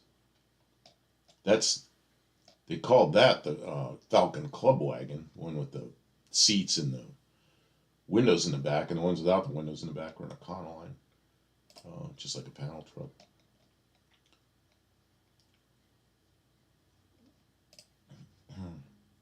Dual Nord. I can't say dual Nord. God, I can't say that. Dual note horn. My buddy's '69 Chevelle SS had a horn where you had to push both buttons to hear both horns. Never heard of that. That must have been something he did. I hate to tell you, Buff, if I never see a '67, it would be too soon. Really? See, like everybody around here has one. Go to a cruise in, and it seems like there's always There's always three of them. You know, I love 67 first gen Camaros. Just love those things. And they're so expensive now. I hope to get the same kind of thing, which would be a Nova. But even those are so expensive. But, you know, the Pontiac Ventura 2 is the same basic thing, and they're cheaper, so maybe I'll get one of those someday. What is this ugly thing you're showing? What is that? 65 Ford? Taurus van. That's Taunus. Taunus. That's from Germany. Berlin. I don't want to see that. That's like they made the. All right, well, somebody pick a different vehicle. I gotta have 65 content up here. 65 Chevy van. You guys are all talking, and this is visual. I mean, there's nice that we have talk, but Falcon, since Chevy calls theirs a Corvair. Yeah, the Corvair van, which was called the Greenbrier. See, my father was going to buy a Greenbrier, and they quit making them. And then he's like lost. So he's looking at the Econoline, 1965 then, because the Greenbrier, last one was 64. He didn't know what to do. Then Chevy came out with the Chevy van, which they called a sport van in 1965, and he bought one of those. I don't know why he didn't buy the Ford. He's always had Fords, and all of a sudden he bought a Chevy. But it's a good car. You don't have any problems with it. Yeah, there it is, right? That one. See that one right there? This one? That one. That's exactly like the one he bought. Same color, everything. And he had that thing for years, many years. an A100 van. Yeah. Put I saw one for sale. They want $9,000 for it. And it looks fixed up mostly. Look up 318. Of all those old 727. vans, the Dodge A100 is the one I'd want. Pull up the A100. Yeah, not for $9,000. I know, they're crazy expensive. I mean, if Well, Mexican Spec's got an A100 for sale right now. how But much? I don't remember. It's got some rusty stuff on it, which is really unusual for Mexico. Yeah, click on any one of them. Oh yeah, there's one. You got to do the mystery. There we go. There's a real one. Mexican Spec has one, but I don't know if you can pull it up on there. People are asking a lot for the flat nose vans, yeah. Got a piece of sheet metal between you and a head-on collision. Yeah, it's sort of cab over design. And I think that's why they don't make them anymore, is because they do not pass any kind of front crash test safety sort of And they're thing. They're not fun to work on. The automatic shifter on the A1. Oh yeah, that's something I really like about the A100. Yeah, put in there dash or shifter or something. Yeah. See if it shows up. You're gonna have yeah, there it is right there. Yeah, it's that thing. The next picture shows it like in the car. Yeah, see, I really like that. Your head's in the way. My head's in the way. Yeah, come towards me. Me. Well, okay, that works too. Ben, you put stuff like we're big again. You had a small down Well, low. we were doing different stuff. We were talking and talking and talking. Izzy. This is How you not doing? easy. We're being silly here and discussing old vans of all things. Use the same shifter on the Dodge RVs. You know what? I had a rental out in Arizona, I don't know, like 2 years ago, and it was a Dodge minivan. It might have been a Chrysler. I think it was a Dodge. And it had a shifter up there like that. It was a little different, but you know it was what? the I've same seen a thing. bunch of them. I've seen automatic shifters up there, and Yeah, they're automatics. The Yeah. manuals are on the column. I knew that. But same shifters on Kiwi's D100. I didn't even know Kiwi has a D100. I didn't know those had that shifter. It's wild. Oh, and the D100. The D100's the pickup, yeah. Yeah, it's a cable and everything. I wonder if we can get one of those and use it on something else. The crazy thing is the engine's actually between the driver and passenger seat, not between you. Like, Oh. that's wild. And the Ford and the Chevy, Oh, here you go. you could only get 6 cylinders up until Superbird. up until 67, but the Dodge you could get a 318 in it, or a 273. I don't know. I know the Dodge you get a V8 in it, probably a 273. Same shifter on Kiwis. Let's see here. People love the VW vans. They don't have the power to. Oh man, a friend of mine his father bought a Volkswagen van in 1958. And Hey, Dizzy. and that thing was, you get on the highway and it was about 50 was about it. And then he got into all the empty stuff and fixed up that engine and it'd go 60. Now it was hot rodded, it'd go 60. I owned. I haven't been watching Tony's videos about what? About what? I don't know about what. I do watch Tony's videos. Oh, the D100. Yeah, I was thinking an A100. I was thinking you were talking about an A100. What's a D100? D100's the pickup. Yeah. Oh. Yeah, he has a Was D100. that a D100? I thought that was that piece of crap he's trying to talk Dr. Art. Dr. Art and fixing up the Kiwi. Yeah. I don't know. Okay. Mm-hmm. Yeah. Oh, and the other thing I used to see with the Volkswagens, like in the late 60s. They're fishing to see what they can get interest with. The late 60s, early 70s, the Volkswagen vans, a lot of them had Corvairs in them. But they kind of stick out the back a little bit. Let's see here. Hummer H1, the Volkswagen minibus were the worst moving roadblock. H1. H1 should be just a military vehicle. It should have been left that way. Those little Volkswagen 1600cc engines weren't even fast in a bug. But to put them in a whole van... Well, wait a minute. And that little whirring noise is... Wait a minute. The 1600 was the fast one. I know. That 58 Volkswagen, I don't know, was that 1200 or 1300 or something? It had no power. Well, the 1600's a dual port intake. The old ones had a single port going to both cylinders.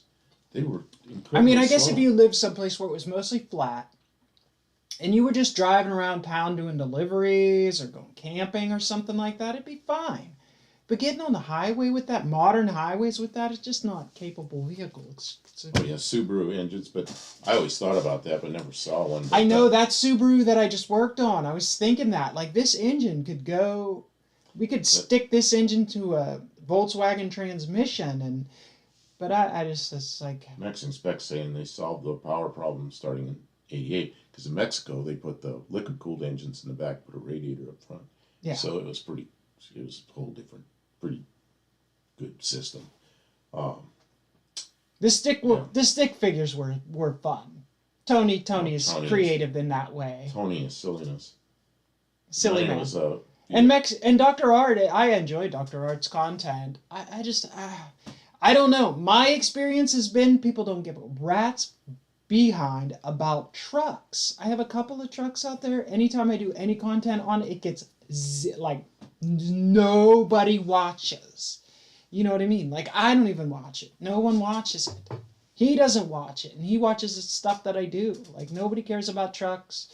People minimally care about vans. It's hard work. Everything's bigger. Everything is rustier. They get worked really hard and worn really out before they show up in a junkyard. So trying to revive one is like...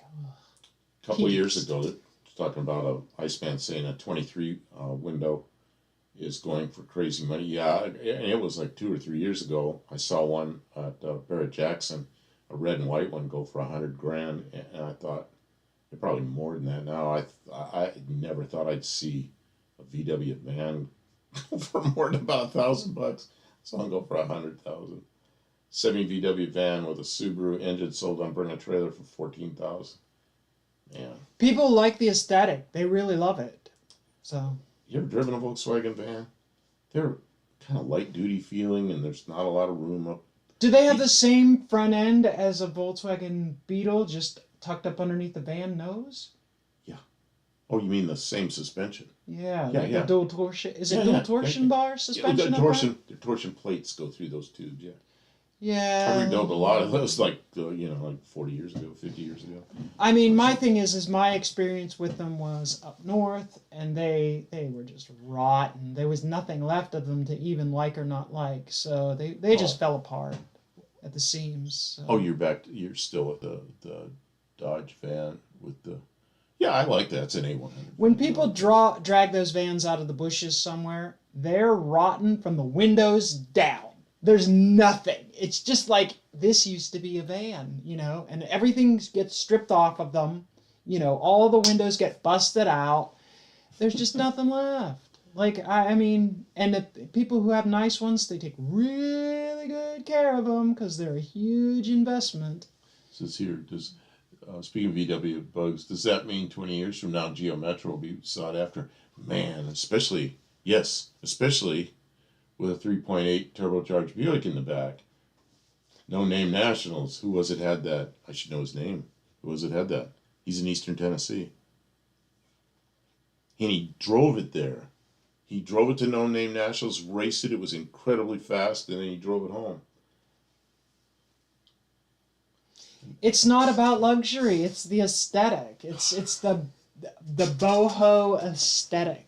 I've got a VW van. You know, you're gonna like tour with the dead and do acid in the desert. It's like that's the whole vibe, and people pay big money, like rich hippie people. Like it's silly. You know what I mean? But if you have a regular van, like I just have a regular van that's not like tricked out, but like set up to be could become a camper or whatever. Like it's worth like $800. You know. You know what she like does with her van? She hauls engines in it. Hauls engines and transmissions. I have hauled tools. more engines in that van than any other vehicle I have owned. I have 2 Subaru engines. Yeah. Seen a VW with a turbo Corvair. I used to see stuff like that back in the late 60s. Oh, that'd be 70s. a 6-cylinder air-cooled engine. That'd be kick-ass. But it wouldn't fit under it. You'd have to have like a big frame behind it. No, they get right up to the edge. But I've seen them with that trap door in the back hood, whatever it's called, doesn't quite close. I tour with the dead in my hearse with a Cadillac luxury. I can't imagine driving that hearse around. The thing with I was going to say something. Now I lost my train of thought with the VWs with the turbo Corvairs. Oh, Myers-Manx dune buggies. There are a lot of those running around with Corvair engines on them, and they stick out the back quite a ways. But you know what a nice thing to have. You know. Oh, you know what else about the Corvair? It turns the other direction. So you take the ring gear and you flip it around, Kim. The ring gear. I've heard that you can do that with those. Now, you know what else is flipped around? The VW bus is flipped around because out at the end of the axles they got little gearboxes that make so it sits up higher.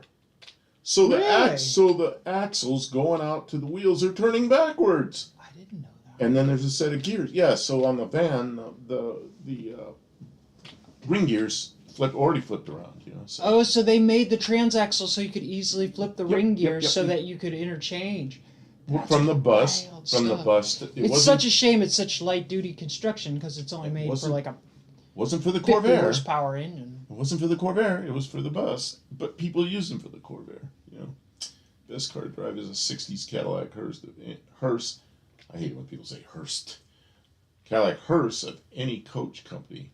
They're so smooth. Yeah, I bet they are. I had a friend that had a 59, but it was an ambulance, but it was the same body structure. I don't remember who built his. It looked just like the Ghostbusters thing, but it was long before Ghostbusters, probably 10 years before Ghostbusters. What you looking at? What is that green VW with the tail end sticking way out? The first picture. What the hell is that? It looks like it has a. It says Corvair powered, but that's sticking. Doesn't need to be that. It's got a big dumbass end on it. Let's see the best car. Okay, I got that. To be fair. Here it is. Power on a VW van. There was a VW van running around San Luis Obispo where I grew up, and it was the side doors. He shortened it, took the side doors out of it, and shortened it. It was a really, really short van. And that thing would do wheelies. Oh, that's a Corvair. Is it? Yeah. Oh yeah, it is. The belts. Yeah. Oh, maybe that's on a bug engine, but it's the belts. But you can see other Corvair conversions. Yeah, that one's sticking out the back a bit, isn't it? What the hell is that? That's a Carmen Ghia thing. With a Corvair engine, it says. I can see that. You're putting up all kinds of strange stuff. The movie cars and M&M. They were going to make the second movie. So they called my buddy to find one. He made 2 calls and made $5,000. Oh man. Let's see what is that? Oh, that's a Corvair and a Corvair. Yeah. Sorry, I'm distracting the. You're very distracting, but we're looking at the shit. I try and make Why it am I so visually big? interesting. I'm in the way of all the pictures tonight. No, that's just the way I have it set up. Maybe I should move something here. Yeah, usually we're not in the way of the pictures. Shrink us down. How'd you shrink us down? Man. You get too much going on. Too much going on. I don't know. Yeah, grab that red thing and make it smaller. Is that how you do that? Yeah.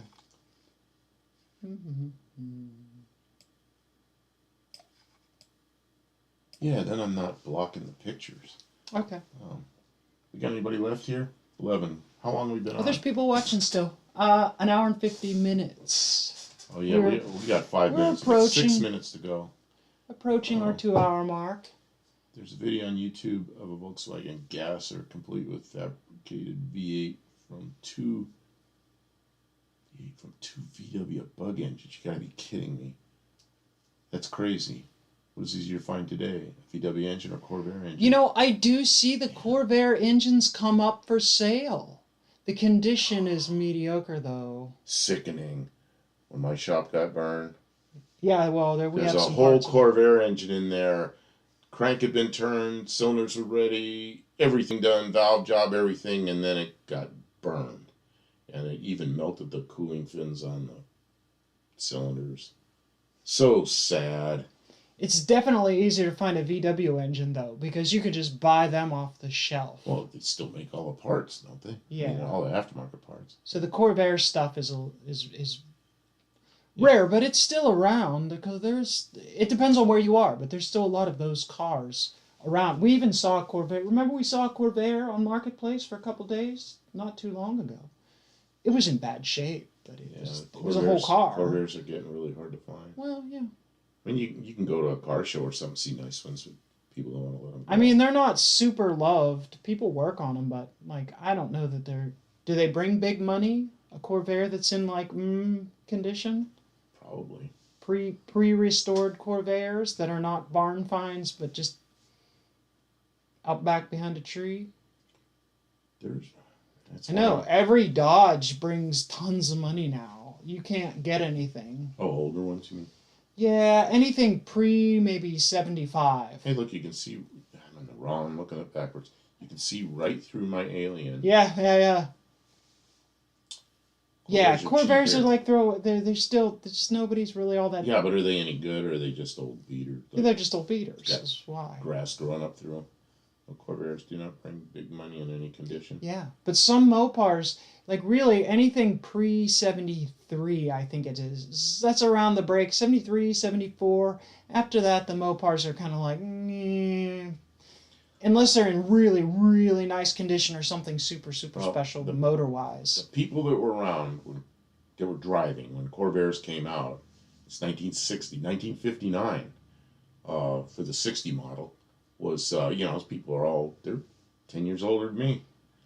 Yeah. I mean, people have done revivals on them. Junkyard Dicks did a revival on a couple of different Corvairs. I swear I saw more than one video that were Corvairs, and people watch it, but I don't know that it makes people really want one. I can't think of the guy's name right now. William Wynn, Wynn. He does Corvairs for aircraft. He has parts available and books how to do it, and if you search William Wynn, Corvair or Corvair aircraft, you'll see some really nice looking Corvair engines. Really good looking stuff. And they're used on some home built airplanes. Your 71 Charger, it's absolutely a very valuable car. I mean, it's a desirable car. I don't know that it'll be that way forever. Like, it may be peaking. Right. I don't know if it has peaked, but it may be peaking. Like, there's a point where it's so old that people don't have, like, the reminisce about it. Like, there is definitely a peak and then it drops. Like, people aren't collecting Model Ts like they used to. Well, They're just not that desirable. Like, when I was a kid, you young, put it in a museum, but you're not going to drive it. like 1971, I was a teenager. Chargers, that was like a spoiled rich kid's car. Somebody's parents bought it. It's like, it's just a car. But the cars that people really liked, were like 32 Fords, 36 Fords, 40 Fords, some of the other cars that were that age. And now, yeah, I guess people like them, but they were kind of like they were expensive, kind of like the Chargers and the all the Mopars, yeah, Chevelles, all these cars that people really, it's this age group. And the other thing, when like in the 70s, I never thought those cars were going to be worth anything. I thought the 40 Ford would always be worth something, and then it got so like the 49, 50, 51 Fords were worth a lot, and Chevrolet's 37 Chevy, that was another favorite one. But I never thought the 70s cars would be worth anything, and here we are, 50 years later, and those are the cars, man. Those are the ones that are worth a fortune, Was Model T ever desirable? Was a Model T ever desirable? Yeah. See, I think that I'm just spitballing here, but I think there was a time, I want to say maybe 15 years ago, where a collector quality Model T would have demanded a very, very good price. I mean, like museum quality, collection quality vehicle, there were people that wanted a nice one, a real pretty restored one. They would pay good money. And like a Model A, like there was a time where people wanted them. They wanted to hot rod them. You know what I mean? That was what people were building with the gas. Model A's, they were, yeah. Yeah. You never saw, I saw one time that was like original. It's an old man and a lady driving it, and this is probably in the 60s. Well, I had my paper out. I was on a bicycle, so it was 1967, 68, somewhere in there. So they were still driving, but mostly those were hot rods by then. Yeah. They were all lowered cut, high boys. And the T was the T buckets, But I remember. Now, if people buy them, I think that they just want the title and maybe a couple pieces of the frame so they can claim that's what it is. But then the whole thing is made of aftermarket parts. None of it's the original car anyways. They just make some kind of hot rod out of it. My dad was a teacher at a college, and Am I wrong here? They used to have a big get together every year, and one of the students showed up in a fully restored Model T, and I remember a big crowd around that car. Everybody loved it, and that was probably 1961, 1962, something like that, and everybody loved that Model T. But that was then, And I think a lot of those older cars, like look at someone like a content creator like Bikes and Beards. If you look at some of the stuff that he did last year, he was like at museum shows where they were closing the museum and selling all the stuff. Jeez. Like, what are they going to do? They just got like a warehouse full of stuff with name tags of who restored it and what it was. And it's great, it's unique, but it's just like it's not a vehicle anymore. It's just like an object to look at. Well, at some point when vehicles are only really, their value is only as an object, you don't need millions of them. You know what I mean? Like once all the museums have one, yeah, museums don't make it. Nobody goes and visits them anymore, right? You just go look at them online, right? It's like a dying thing, right? So there'll be a point where you can't really drive your 71 Charger. Like they say, like, oh, they're going to outlaw all those old cars. I don't think they have to. I think at some point they sort of become like fossils or some kind of... They outlaw them. That'll make them really worth something because everybody will fight that. Well, yeah, that's when there'll be a time where they try to, but like they don't need to outlaw them. You're not going to drive your 71 Charger every day, or if you do, I mean, you're such a minority. Most people can't. The cost to maintain a 71 Charger that you're driving all the time is astronomical because they see you coming and they see money. They're like, if this guy's driving this 71 Charger around, he must have money. You're not going to get a deal on anything. Imperial Palace Museum will always be open. The gambling pit. Where is that? Imperial Palace. What is that? What is that museum? I don't know, Danny. The fuel's getting better, not worse. They just make sure we can't get fuel. Oh, well, or like in Europe, you can't get insurance. Well, insurance is a real thing. That is absolutely. They don't need to outlaw nothing because the insurance can just say, well, we want a bundle of money. Or, yeah. Will any 80s be collectible? 80s. I know there's cars in the 80s. Well, to me, it's what's obvious is the Fox Body Mustangs. Yeah, there's 80s cars that absolutely made shit tons will of them, be but I mean collectible. those things, a lot of them crashed, a lot of them turned into race cars, and they're going away. So I think those things will be. There's people of a certain age is when they were there and that's what they remember. That was their formative years. Maybe their first car was one of those 80s model, late 80s model like Chevy Cavalier, and for some reason they will have like maybe. But there won't be very many of them, so they'll all be willing to pay for their dream car, the Z24, Chevy Z24. Look at the what Camaros were in the 80s? the Camaros and the Firebirds in the 80s. Look at those cars. The third gen. A nice one is starting to bring more money, whereas a couple of years ago you couldn't pay someone to tow it away. They didn't want it because it was all plastic. People will buy. Yeah, and there it is, the age group thing. People will buy 80s cars that they had. When those people die off, they won't be worth. Yeah, it's just like the same thing. Now you say I rock Camaro, yeah. Or when all those people have one. Like how many cars can most people have? They have their daily driver, which is going to be a modern car, maybe 5 to 10 years old max, because they need something they can just get in, turn the key, pass all the laws, keep through registration, and buy. You can't even buy 13-inch tires anymore. Whatever you have up there doesn't match what we're seeing. Did that freeze? I don't know.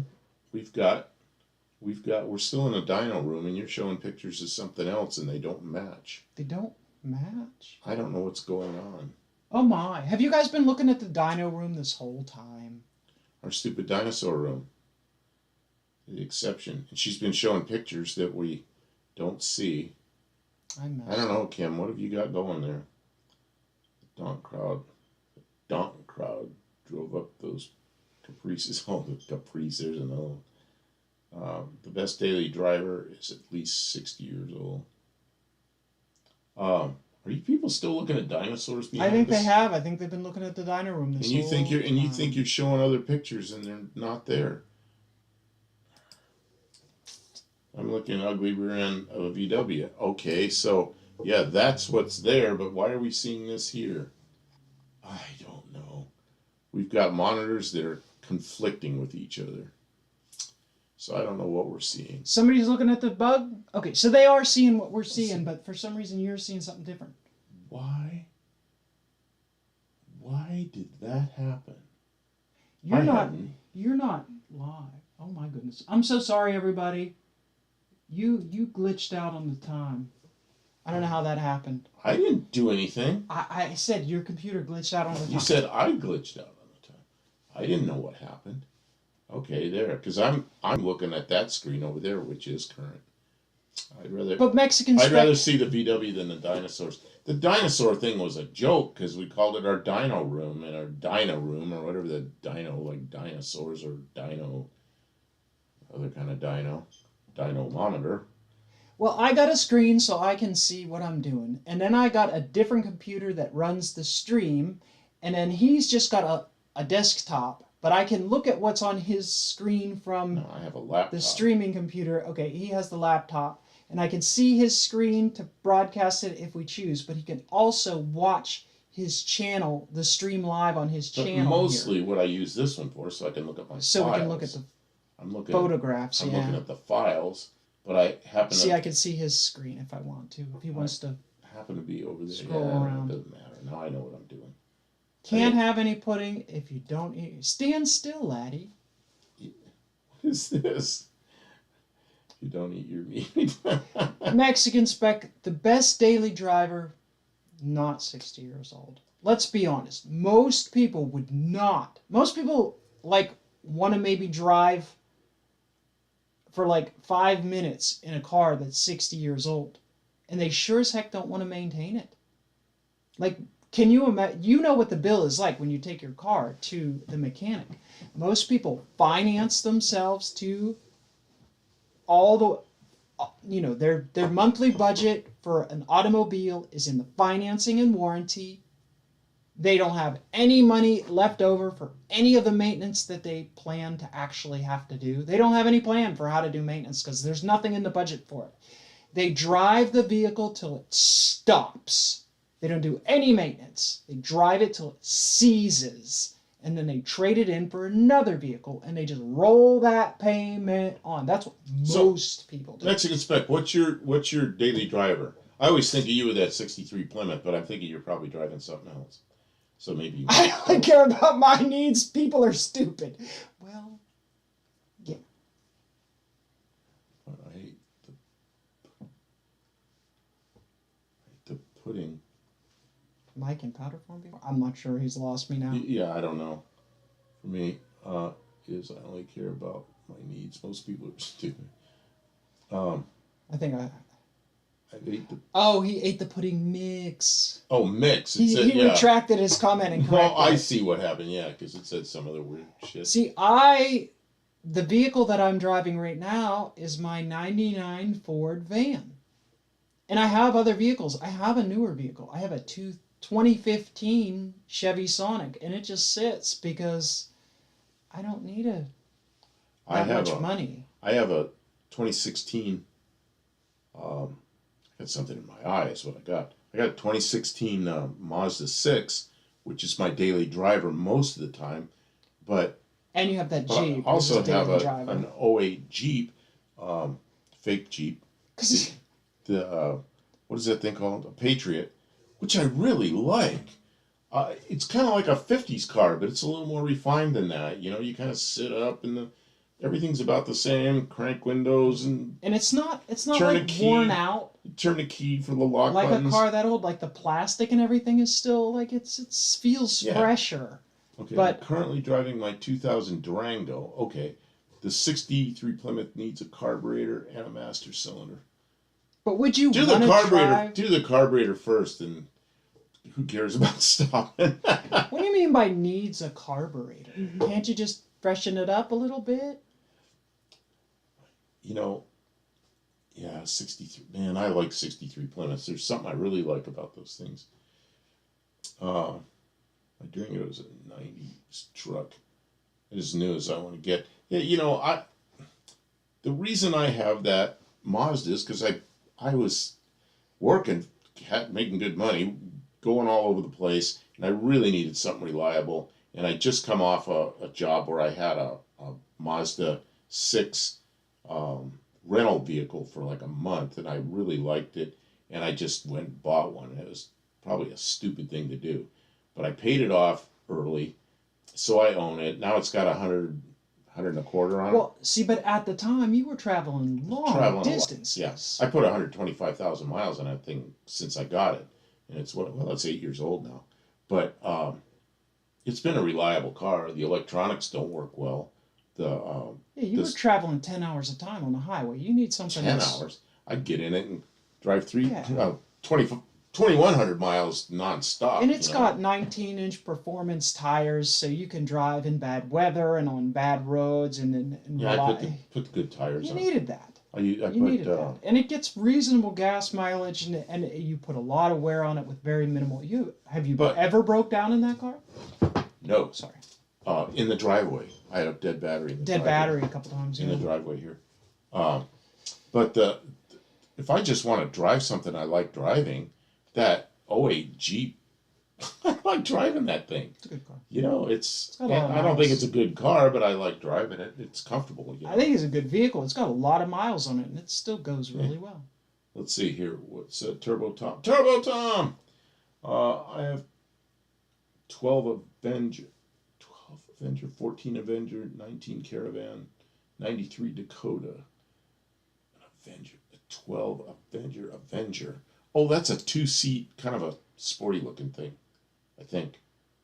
If I were a car, I'm gonna fix my 83 AMC Spirit. Oh, AM3, yeah, that's like a fancy what you call it, gremlin. Pandemaniac came back after he took his meds. My He's wife thinks I'm sneaking behind asleep. his wife. I took a power nap. It'd be like when I was a little kid. I pull the covers up over my head, and had a little TV, and I turned the contrast and everything down. I had an earplug, That's awesome. and I used to watch Johnny Carson. I mean, that's why I learned anything in school, because he'd make jokes, and the next day I had to pay attention to the news in school, so I understood the jokes. We're glad you're here, but don't get in trouble with your wife. No, it isn't, Buff. The Avenger is a four-door sedan. Avenger. Okay, it was the old Avenger. What the hell am I thinking about? What's an Avenger? I don't even know. That's one of those Dodges. Dodge Avenger? Dodger. Isn't it like a Magnum? It's Well, kind of the bring same it as that up. Magnum. Well, the duh. Okay. I don't know. All these, that's how much I pay attention to new cars. I don't know what they all are. Isn't it Dodge or Can is it a do- Chrysler? Do have plates and insurance on everything? Do we have plates and insurance on everything? No. My van is currently out of date with the plates, and I pulled the insurance off of it. The insurance and plates right now are current on my Mazda and the Valiant. The Jeep we can't drive right now because the plates just expired, but I have insurance on it. But I gotta go pay the for the tags. I go with the tab out. Spirit man, it scrolled by. I was still. That's the old Avenger. That's the one I was thinking of, like a '95. Kim, look up he said like a 2014 Avenger. There you go. Oh yeah, those things. I know what you have. All right. Yeah, I just have my van Oh, okay, go ahead. and the 66 Dart. The 66 Dart is What are you doing?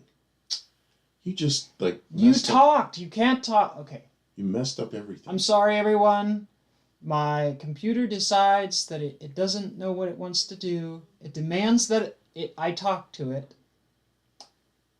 And then What the hell? there's certain command words that if you say... and I said a command something word. you said. It's like it listens to us, and I don't know how to turn it off. I keep spelling code. The AI keeps changing it. Oh man, AI. That's gonna be our downfall. It's terrible. I've never seen anything that's so full of crap. And people make videos like it's the word of God, and it's not. It keeps turning itself on and try and change It's- what you think or say. Oh, it's terrible. awful. It learns all the lies people tell. It's really bad. It's really troublesome. But, yeah, I have my 66 Dart because I have insurance through Haggerty, which I just pay once a year, and it's really cheap because I don't put any mileage on it. I don't go anywhere with it. It's just, I have to have insurance to have a plate on it. And in the van, I have insurance on it because we drive it. Like I said, we towed cars with it. We hauled engines around with it, lumber when we're making home improvements and stuff like that.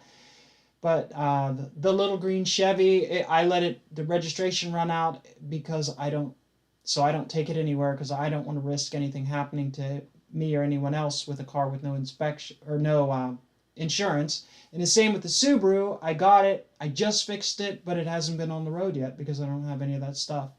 And I can't afford to just be throwing money at all those insurances. So let's see. What do I have? I just have 3 cars that are insured right now. That's I think so. big credible. I think I have. Oh yeah, we can change the background. We're on green screen. Yeah, change to something else. I'm tired of that car. Well, the other thing is That looks like a Chrome Avenger. we have 2 vans, and then I don't know if anybody watched the video, but I revived a farm truck. It was a 94 Dodge Ram with a really nice 318 that runs really good now, and it is not rusty, but it had a little bit of front end issues.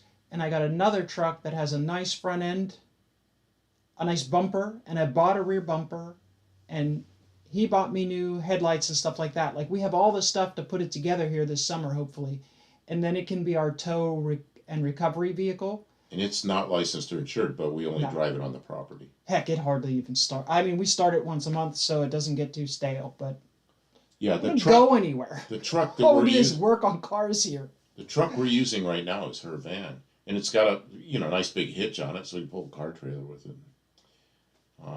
It's hard to get rid of stuff because since it's older stuff with high mileage, people don't really want to pay anything for it, and it's like. I have liability insurance on.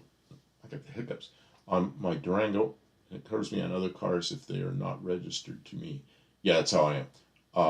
I have high legal coverage, which is important in Mexico. $250 for the year. I was going to ask you what it costs for insurance in Mexico. I know. Hi, Fonda Maniac's wife. Thanks for coming in. Oh yeah, hello. Thanks for letting them watch. You know, your We're all husband. just having fun. Your husband has some awesome videos of places he went to visit. There was like a junkyard that's like I don't know what you call it, some kind of a fun place, and you walk through and there's all these cars, and it's kind of like a museum, kind of like a junkyard, kind of like just a place. There's a place in Georgia like that. That's where it is. Oh, okay, yeah. Okay, so and then he took us to drive-in movies, or took me to drive-in movies, and I watched it twice and probably part of the third time, and that was a interesting place, and I guess he lives down near that place. I keep full coverage on all my daily drivers. You can't trust anyone out there. Yeah, I don't want to talk about all what I have, but yeah, I keep insurance on 3 vehicles. My van currently is parked on the property, and I'm just I don't know. I'm trying to do other things with the money. We don't right insure vehicles that we don't drive, we car- don't drive vehicles that we don't insure because it's just too damn dangerous. But I don't think do you have full coverage on anything? Well, probably the Mazda. I don't carry full coverage on anything, and I don't drive anything that I would need full coverage on because it's just. Well, like what happens if you wreck that Jeep? It's an '08.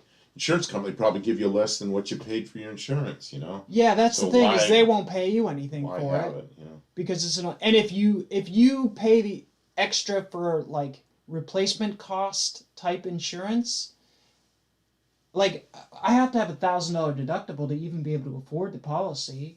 So at that point, you don't even get the first $1,000. You're gonna get what, $800 for one of these cars that I'm driving around. $1,000 deductible, which is why my Mazda has all the dents and bends in it and little chips and crap in it because. She sat in the car while you walked through the junkyard? That wasn't really a junkyard. It was like a.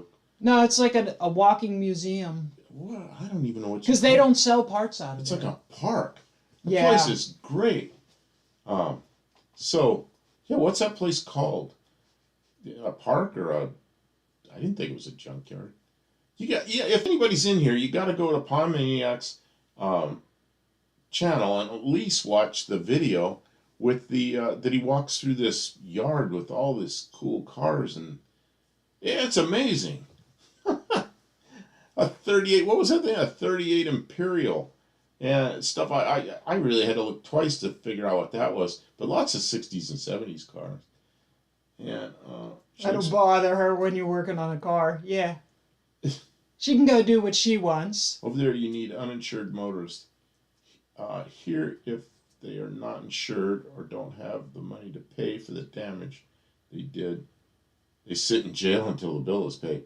Oh yeah, I know a guy that was a cop got stuck in a Mexican jail. But a lot of good that does you if they're sitting in jail, it still doesn't fix your car. He got in an accident. There was, I think a car hit him. Yeah. As a pedestrian.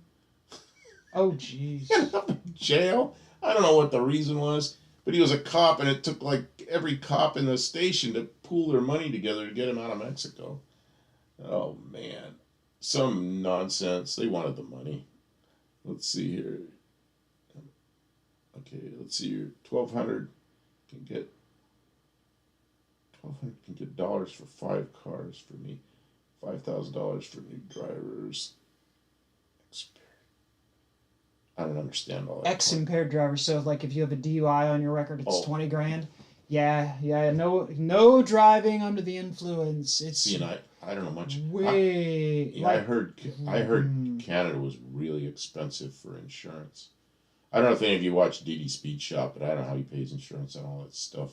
And I know he's brought it up a couple of times what the cost of the insurance Well, is. he's got his YouTube money coming in, I guess. Tom Cruise got thrown into a Mexican slammer. Really? I think he can afford to get him. Oh, they got somebody subs out famous. They're gonna, they know somebody. It's like Russia. Too bad they didn't keep him. No. We love Tom Cruise. Tom Cruise. Yeah, I know a woman that was flying for one of the well-known airlines, and they landed in Russia, and they put the whole crew in jail, and the airline had to bail them out, and it cost a lot of money. And their excuse was their visas weren't current or something, and they were. The airline gets the visas for them, but it's some stupid corruption, and the airline had to pay all this money to get their crew out of Russian jail. She said she never wanted to go to Russia again. She hated the place. Oh, God. Okay, one of his early movies. No, we don't. We can't support him giving money to the cult. Oh, yeah. You know about the slaves he keeps at the house. I don't know. I don't want to get into it. I don't know. I don't want to get into that. That's his problem, or somebody's problem. Something I can't solve. I've tried to solve other people's problems, and all it's done is left me broke. And I've done that. Yeah.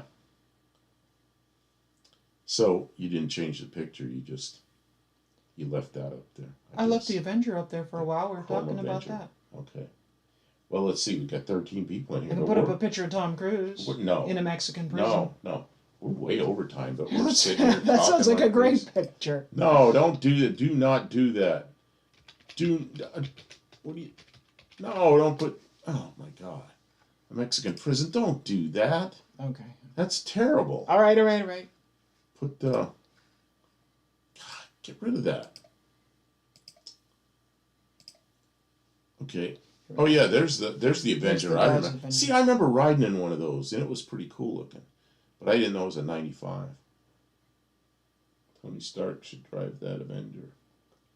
Yeah, Kim on the keyboard. Yeah, Kim on the keyboard. She just started typing any old thing in there. I don't know. Well, be careful what you We type need in visual interest. It has to be actionable. Jeez. Did anybody watch the new Subaru video? Type something interesting in there. Like, I don't know. I forget the name of the movie. My wife was trying to find it. He's young with friends. Tijuana. That's Tijuana. Okay. I wouldn't have recognized that name. And you figured that out. I don't know. We're probably about there. It We're is like 2.5. 57 degrees. I bought a Black Avenger when they first came out. It was a complete disappointment. Oh, I'm very sorry. Was that's the new Avenger, the 4-door one? What motor did they put in the Avenger? Was it like a 2.4 liter? Oh, those are front drivers, aren't they? Yeah. Yeah, Avenger's a front wheel drive car. Of course, I have a front drive car. I bet you they had I have options. 2 front drive cars. Do I have any? Oh no, I have 1 rear drive car. Tijuana. Not Tijuana. Yeah. I want a T. Tijuana. I want a T. Tijuana. I thought I knew what he meant, Mexican spec. It's Tijuana. Tijuana. No, the one you have behind. A black one. Oh, that one. Oh, I like those. I think they look good. I don't know if the car's any good. The cloud cars and the coupes had that. The cloud cars, those things were really cheap for a while. Now they're probably all gone. They're probably, what do they call it? Dodo birds. Where they took all the cars. The Cash for Clunkers or something. But the cloud cars, they were really cheap. And I thought about buying one at one time just because they were cheap and I needed transportation. But I didn't. I ended up buying something else. At the top of the line. Oh, I got cough. It was slow as molasses. Yeah, I learned a lot of cars were slow as molasses. My Jeep, my '08 Jeep Patriot, It'll never win a race, not even going downhill. But it's a pleasant car to drive. It just isn't fast. Right. Yeah, I mean, it's great for what it's for, but don't try and. Yeah. I'm drinking. I'm not drinking. I'm eating a zero carb, zero sugar cough drop because I got some. We don't really need a lot of fast cars. You know, not really. It's like we're more into like building and. Yeah, the cloud cars were like all the ones named after clouds, like Stratus and what was all those the Plymouth. I don't remember. They were all named after clouds. Sebring. Yeah, I don't remember what they were. Everybody called them the cloud cars. Landon Custom Classics. Hello, man. You just did something. Oh, I know what I was watching you do. Unbury a T-bird from the snow. Where the hell are you? I thought you were in Southern California or Nevada or something. You're like buried in snow. Oh yeah, looking at that car by looking at it, you think it's quick, but it isn't. No, it's not. Yeah, the breeze, that's what it is. That's not a cloud. It's still some weather situation. The breeze and the Cirrus and the Stratus. Cirrus. Was that the other one? Cirrus, Stratus, and Breeze. 3 cars named after weather. Yeah, I used to always look at those because they were cheap, and if they were cheap and they ran good, what the hell? That would have been a transportation car, but that and I had one of my relatives, my niece or something was looking for a car, so I was trying to find her one of those because she didn't have much money. The movie's called Losing It in 1982. It's set in 1965. 4 teenagers go to Tijuana to party. They get their asses kicked. Okay. Chrysler Cirrus, yeah. I know I kind of like those cars, but the only reason I liked them is because they're worthless and they drove, Just installed my new Edelbrock VRS 4150. That car was unreal. That VRS carb is the one that Shane's been talking about. Okay. It's like got multiple stages to it, so it's really. Did you have to do any tuning on that carb, or was the VSR just like set it on there and run? I was just a baby in 1982. I was just a glimmer in my daddy's eye, as they say. No. You're a little kid. Oh man. Yeah, sometimes I start talking to Kim. I go like, remember this. And she's just blank stare, because no. It was like 20 years before she was born. 650 on a 429 Thunderjet. Never even touched the idle adjustment. There was the excellent. What were all the jets? There was the Cobra jet, and the 428 was maybe that was a Cobra jet. And then there was a Thunderjet, which was a what is that engine? A 385 engine. I never even touched the idle adjustment. I did that. I put up my 64 Ford 351. I bought, this is like a long time ago, so it wasn't Edelbrock then. It was a Carter AFB, 625 AFB. Put it on my 64 Ford, never touched anything. It was perfect. I drove it like that for 125,000 miles. Never touched anything. Well, the VRS is supposed to be really, really top of the line thing now. They used all the, everything that they've figured out from the years. They went back and redesigned it. They didn't start a new design. They went and they took all the best modifications and they made it into a factory car. I was the same as my wife, 22 years difference. Wow. I think it might be more than that. I don't know. Thunderjet is just in the Thunderbird. It also came with the 429 Cobra jet. I remember they called that 385 engine when they came out. They called it the Thunderjet. I don't remember. I remember they had a different name. I remember I was in junior high school, and they had the 428 and the 429. I go, why is it only one more cubic inch? And then I figured out it was a completely different animal. Fixed all of Holly's problems. They took all the modifications that people have discovered that make Holly's better over the years, and they integrated it into a new off-the-shelf fix From what I understand, from what has been explained to me, and I'm thinking if you're going to drop the money for a new carburetor, the VRS sounds like a really great, up to date, nice piece of equipment. I'm not building machines like that. I just thought now. of something. Danny Maybe Boyd. someday. Danny Boyd. We were on a live in the shop, I don't know, some nights ago. You were there, and we were talking about the 240 and the 300 six-cylinder Fords. And I mentioned to you that I thought the 300 had a higher deck height. And you said, no, it didn't. So I thought, man, have I been thinking this wrong all these years? So I looked it up. You're right. It's the same. You can put, I guess you can put a 300 crank in a 240 and it's a 300. You know, you got to change the rods and some pistons and things, but I mean, it's the same block. I didn't know that. I had no idea. I don't know why. Something made me think it was a higher deck height, but it's not.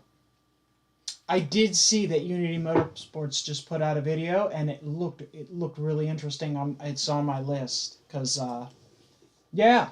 Well, I'll be eager to see that new VRS carb on a running engine and hear about. It sounds like they've really been smart about it, because a lot of people were going fuel injection, but I think that with the success of the VRS, that there's going to be a lot of people that think twice. And even I heard recently that wasn't Shane talking about he had a kit that let you put the distributor from a 351 Ford onto an LS engine, and I think that people are going to carburate. Let's see here. I want to go back.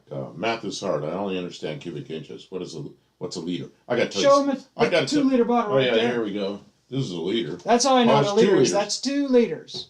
That's how I know. You know, you don't know this. You go in a men's bathroom, there's a urinal there. A lot of times it says 3.8 liters, and then in parentheses it says 1 gallon flush. And, you know, then I started thinking about the 3.8 Buick while I'm standing there, you know, and I'm thinking, that's a 1 gallon engine. That's a 3.8 liters, a 1 gallon engine. You know, the other funny thing about liters, in 1966 when the cars came out, Ford came out with a full-size Ford with a 428 in it, and they called it the 7-liter coupe. And Jay Leno always talks about that car because his father bought one. But the 7-liter coupe, I remember there was a guy on the radio, local radio station, they had one of those at the Ford dealer, and they're talking about it, and he was calling it a Ford Litra, because they spell it Litre like the Europeans do. And he's calling it the 7-liter engine. I thought that was kind of funny because he didn't even know what the word was. Same guy one time said the car had a vinyl roof, which it probably was vinyl. A vinyl roof. Our 2-liter bottle is different because America. What is this? I do not know how to drink liter, but I don't know how to drink. I do know how to drink in liters. Well, you know what? I don't know how to drink cubic inches. Yes. This is like cars. Let's stick with cubic. This inches. is 2 liters, or America. 2 quarts, 3.6 fluid ounces, but they don't have it in cubic inches. So you know what it is? It's 122 cubic inches. Oh. Okay. So we have 122 cubic inches of Diet Coke bottle there. It's first 7 liters. The first 7 liters were 428s, and the 427 was optional. Can you imagine buying that with a 427 in it? Yeah, it was the first year for the 428, and that's why they called it the 7-liter. Because the 7-liter coupe only had 2 engines available, 428 and 427. Your 2-liter bottle is different shape than ours. Oh, that doesn't surprise me. I look forward to seeing that video by Barrows about the VRS carb. Yeah, I want to see this stuff. I'll never look at my urinal the same again. I'll never look at a 3.8 Pontiac or 3.8 Buick again. It's a 1 gallon engine. You know the things you learn in bathrooms. I was there a lot. I was in Mojave, California, because all the flying and the test flying, all this kind of crap. There's a McDonald's there. front of the urinal, there's some kind of a plate on the wall with one bolt holding this stupid plate in place, and it's some kind of a place to access some plumbing or something. So it's got a grade 8 bolt in it. It's like, who put a grade 8 bolt holding a stupid plate over a pipe in the back? That's where the clean out is, behind that round Is it? chrome plate. So what? It's got a Yeah, bolt it's that about goes this in. big. Why did they put a grade 8 bolt in that? Because that's what they had. That's what they had. Oh my God. Are you sure that guy isn't AI reading a script? Which guy? The guy with the 7 Lytra? Oh. Danny Boyd. Maybe. Oh yeah, they had the convertible too. I forgot about the convertible. And don't forget that the 240 head has slightly smaller check. Yeah, you know what happened the other night? We got done with that, and I don't know what night it was. It came to mind, sitting in front of the computer. So I started researching all about the 240 and the 300. I was reading all these differences. And it's like, and all the things that were the same, all this kind of stuff. It's pretty interesting, but I find like, what am I doing? I'm never, I wasted hours reading all about 240s and 300s. I'll probably never have another one.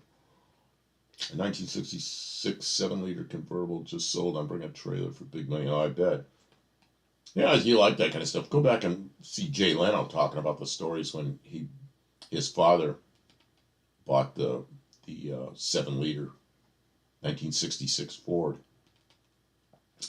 and he was a kid and like a young teenager, and he was trying to get his dad to buy the engine, and his father was like, I don't know, and then his mother said, like, let the boy pick the motor, so they let Jay pick the engine. And he picked the 7-liter, and he also picked the muffler delete. So when his dad started the car up, it's all this noise. What is that? It's already got a bad muffler. No, you chose the muffler delete. It was actually Jay, when he was like 14 years old or something, optioned the car up for his father. Let's see. You went in the bathroom at McDonald's. Did you have to walk over the homeless guys? You know what? When I was in Mojave, we're out at the airport. There's no bathrooms where I was. You're working on an airplane or something. So you go to the nearest place, and Mojave's a little, I don't know, you live near there. You ever been to Mojave? Not much there. So McDonald's is like, if you're going to eat, that's the choice, So, yeah, and then I had to use the toilet. Are the cams different? On what? The 240 and the 300? Oh, first 7-liters were 427s, I thought. Let's see, where am I here? I got lost. I was at Moe's Tavern, and Barney was on the floor. What is that? I was at Moe's Tavern. I know stories from Jay. Yeah, Jay's got some good stories. 15 years old. Jay was born in 1950, so late 1965 you would have been 15. Yeah, I know he was just about to the driving age, and his mother let him pick the engine. I guess he also picked the muffler delete. Oh, man. Oh, that's what's, you got to watch it. Just go back and watch it sometime. My mom had a 66 Galaxy 500. TWOD. What is TWOD? Oh, two-door. Oh, that's the D is just there. 2-door hardtop for a loaner once in 1976, and she was not amused. I like that car. Man, I was 11 years old when those cars came out, late in 65, and the kid next door to me, I lived in a small town in South Dakota, Brookings, South Dakota, if any of you from there, and all the old car dealers, the way they used to be, like on downtown, old downtown, and we'd go down there and look at them all, and that 66 Galaxy, there was something about that car I really liked, the stacked headlights, and it was like a 65, it was a little more rounded off, and the taillights looked cool. I just thought a 66 Galaxy was great, but I was 11 years old, Jay Leno has a good story about going to see Christmas lights in his old electric car. Yeah. In Barstow. What were you doing in Barstow? I've been in Barstow many times, but it's usually on my way through to somewhere else. Oh, I found it. What are you looking at now? I'm just following the chat. Oh. I did not look up the 66 Galaxy, which I should have. Moe's Tavern. Oh, okay, there we go. Now I know what you're talking about. Moe's Tavern. High school, bought a Beat 66 Galaxy convertible.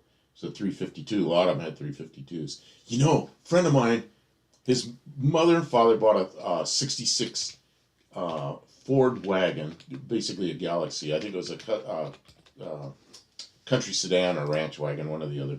Had a 352 in it, and they drove it around for years. They bought it new. So then he got it, and they ended up parting it out, and I got the engine out of that thing. It was a 352, and I pulled one of the heads off, and they have not locating dowel pins, but they have like little tubes that are locating pins. One of those tubes was smashed over flat. That engine had never been apart before, and it was smashed over flat, kind of held where the head gasket was, and that car never blew a head gasket. I couldn't believe that thing wasn't. What a like loyal old rig. I couldn't believe that happened.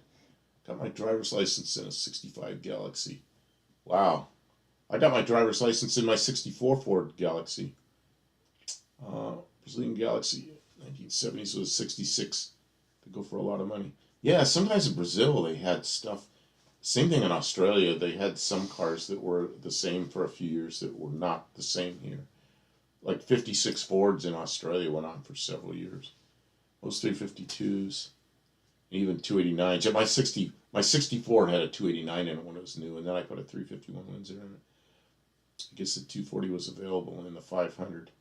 It was the lower end of customs. You know, my father bought a 1970 Ford Custom 500, and he got the 302, but the standard engine in that car, no cost option, was the 240 6-cylinder. But he paid, like, I don't know what it was, probably like $20 or $30 more for the V8. You know. Thanks, Kib. Moses the place.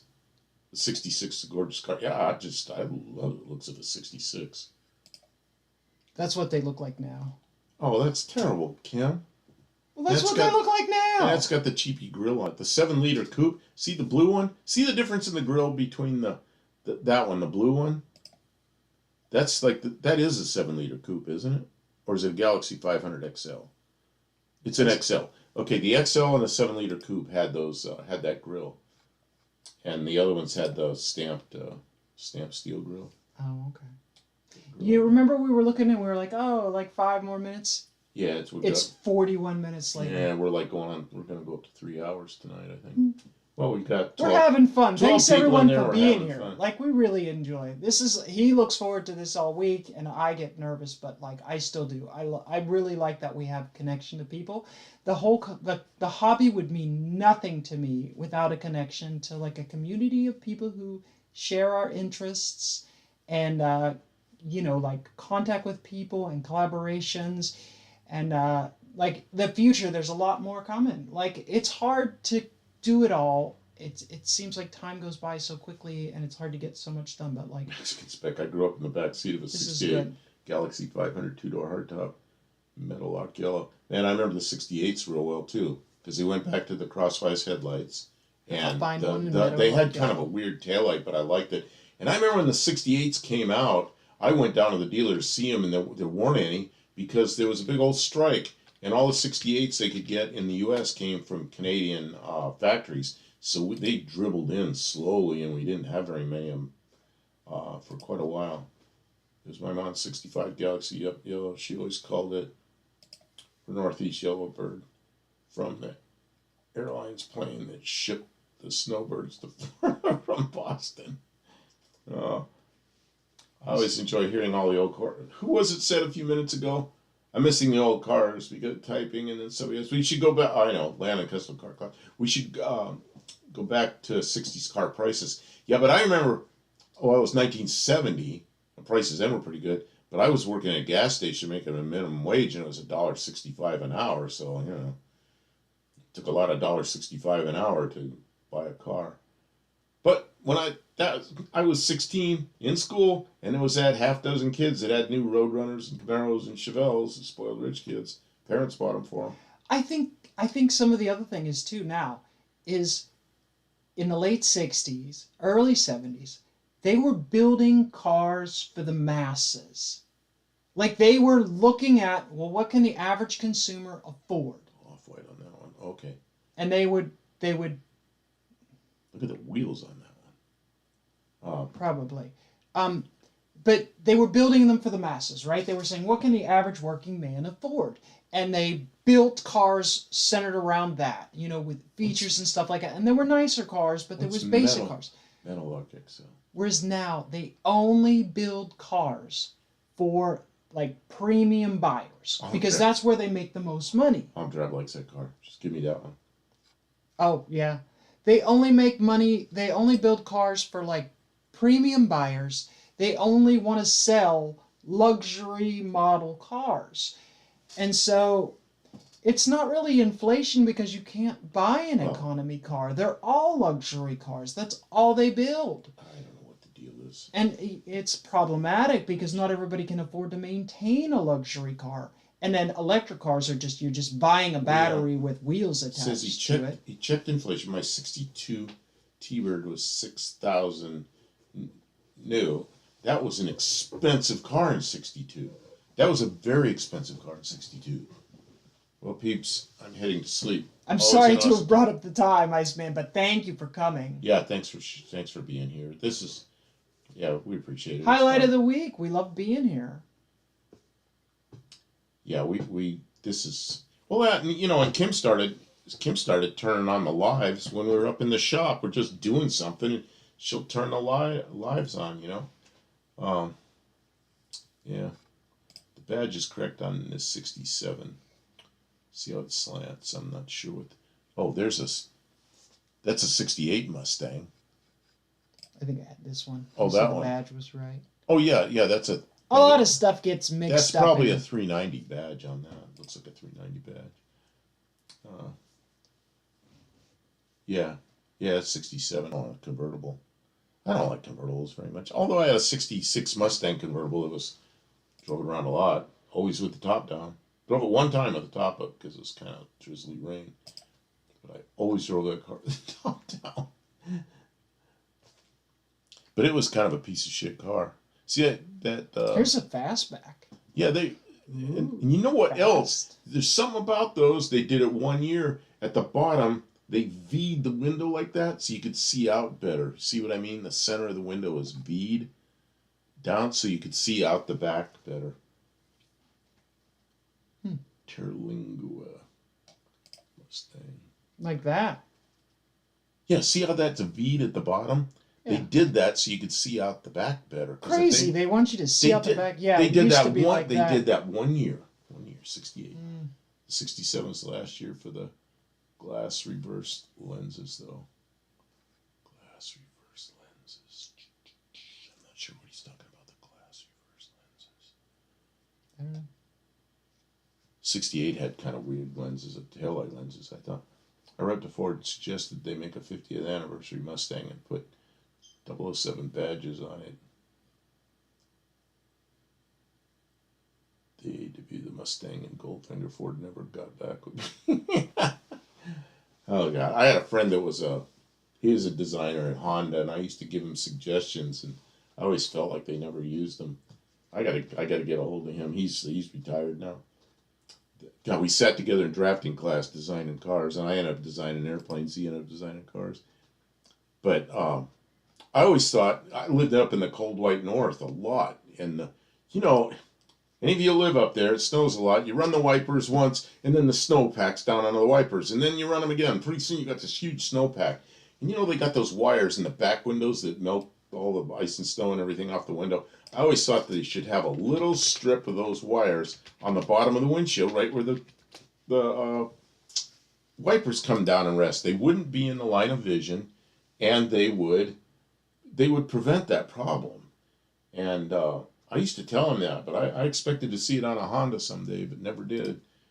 My dad had a 67 Galaxy 4-door sedan in night mist blue 67s I liked. I had a salesman used to come around and sell me my hot tank solution. He had a 67 Galaxy 500 with a 427 and a 4-speed, and that was his salesman car. Did all the sales calls in that 67 427 Ford. the coolest, man, I hated those things. I couldn't even read it without saying that. The coolest 65 model is the Custom 500 with the round taillights. I hated those things. Who the hell puts a round? That's like the military entrance exam. Put the round peg in the square hole. They looked to be 64 taillights on a block out plates. Yeah, look up. Just look up. Oh, see, there's one right there. It's the first one, first picture, right there. Okay, and you see the second picture? That's what it's supposed to look like. But the Custom 500, oh no, that's got some LEDs in it.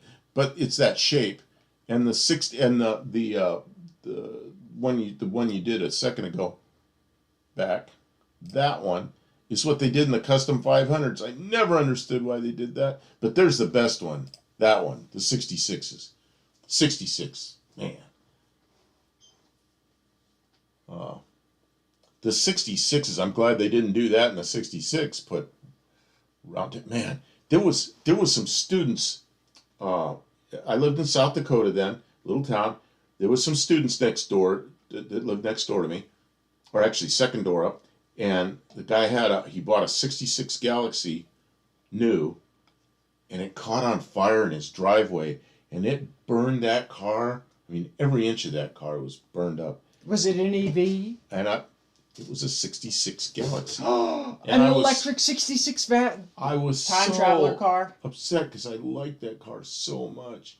I prefer the 66 taillights, I think, but 65 is nice. Yeah, 66, I really like them. They look like they're up a little higher, and they look, I don't know, there's something cool about them. The 64 right there, see the red 64? Yeah, it's pretty cool rear end. No, now you scrolled right by it. No. This one? Yeah. Oh, That's yeah. 64 Ford, that's what I had. I had one for Doesn't he? 17 years. Wish I would kept it. Oh, well, gone. We have a lot of work to do. Rebuilding the front end of the Valiant. If you didn't see here earlier, lower control arm issues. I'm sorry, I'm kind of breaking away because we're just like going and going and going. Unless you want to keep going. I gotta pee if we're gonna keep going.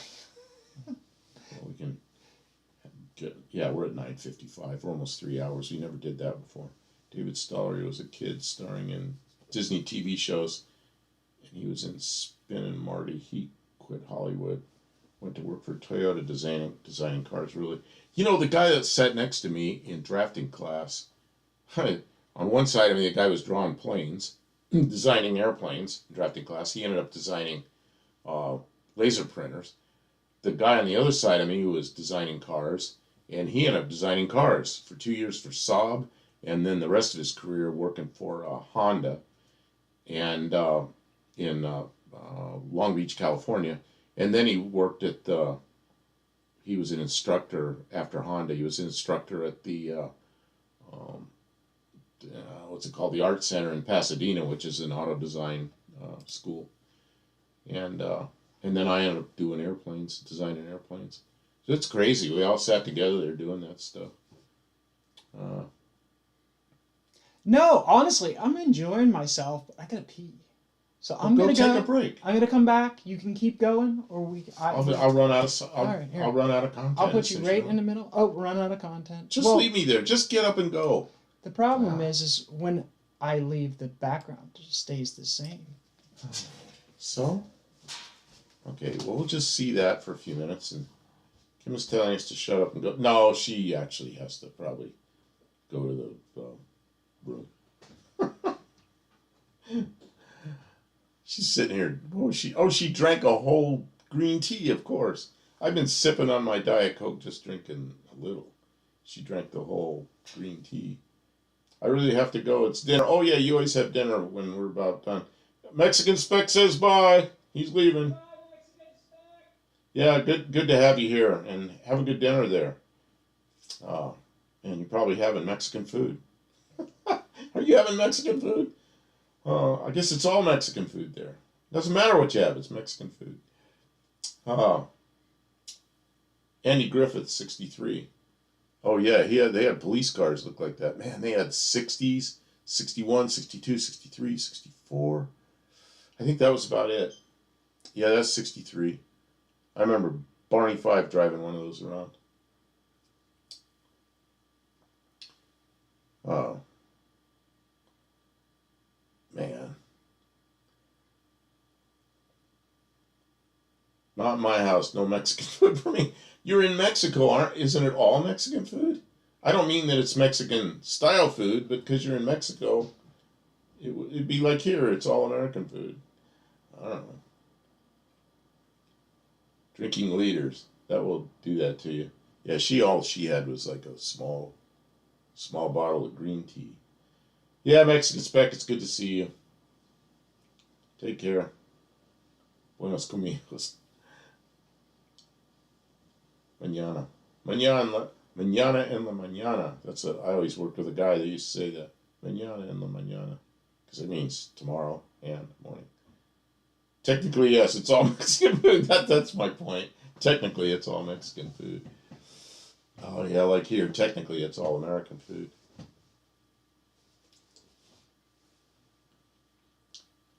$1971 Boss 429 was 6,900 Canadian dollars. Yeah, my 73 Pinto was 2,700 Canadian.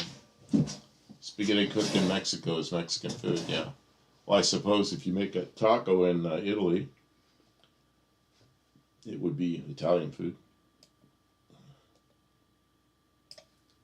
Oh, you're changing our... Oh, good, making us smaller. I like it when we're down low. Of course, then my clear alien isn't shown. But yeah, spaghetti cooked in. Oh, something changed. Or somebody deleted something. I don't know what happened. Yeah, people can do that. Yeah, well, it's just like shifts, and I don't know. I'm not falling for no manana in my tail. Jeez. Southern cooking versus Yankee pot roast. I don't know. You know, I'm kind of a transplant into the South. Some of it I really like, and some of it I'm like, it's okay. I'm kind of a transplant as well in the South. Transplant. And then there's Southern cooking that's, you know, the South is a big place. It's like Texas, Louisiana, all the way to Georgia, and then kind of up to Virginia. So, you know, like in Louisiana. The North is a big place too, but then there's the Great White North, and that's like... Yeah, but like, I got friends in Louisiana, and their cooking is way different than, let's say, Alabama or Georgia probably. Southern Alabama, I've been down there a few times in the last few years, and you know what they have down there? I've told you. Oh, Lambert's. Oh my God. Oh, that's right. Lambert's. So Lambert's in Alabama, in Foley, Alabama, is identical to the Lambert's that we go to at the No Name Nationals, and they have good, like they had fried. What's that stuff I can't ever think of the name of? Okra, fried okra. Man, was that good. Southern fried cookie, yeah. Yeah, Cajun was, he cooks big pots full of stuff, the guy in Louisiana, and he goes, you gotta let this cook down, it's an all-day affair, and it's really different, you know?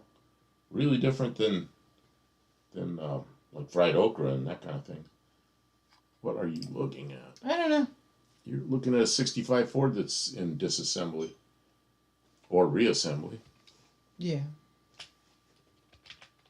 What's he saying in 1971, Bruce? Sounds like everybody's getting hungry. Or everyone's going to get made hungry. What are you looking at? Fried food? No, I can't have that. Nothing with breaded stuff. Except that fried okra. How do you spell okra? O-K-R-A. Okay. That doesn't sound like a real word. There it is. Fried okra. They have that at Lambert's, No Name Nationals. It is so good. Oh, it's okay. Oh, she says it's okay. It's an appetizer, so we were all kind of sharing it, but it was really good. Yeah, they serve it to you on your table from a big bowl there it like is. That. There it is in Lambert's. You know, you go to No Name Nationals, you're there on Friday night. You better be there on Friday night. Is it in Foley? That's it. Oh, Foley, yeah. They that one's in Foley, but it's the same thing. I mean, when you're in the Lambert's in Foley, Alabama, or if you're in the Lambert's in Sykeston, in Sykeston, it's exactly the same. You don't know which one you're in. And it's quite a place. They got everything. I got 1,000 license plates and pedal cars and Southern food. Oh, and they say it's the home of the throwed rolls. We went out to Arby's and then McDonald's. Price shocked. Oh God, I can only. Okra imagine. Winfrey. But we can't afford to eat out anymore. It's expensive. Lambert.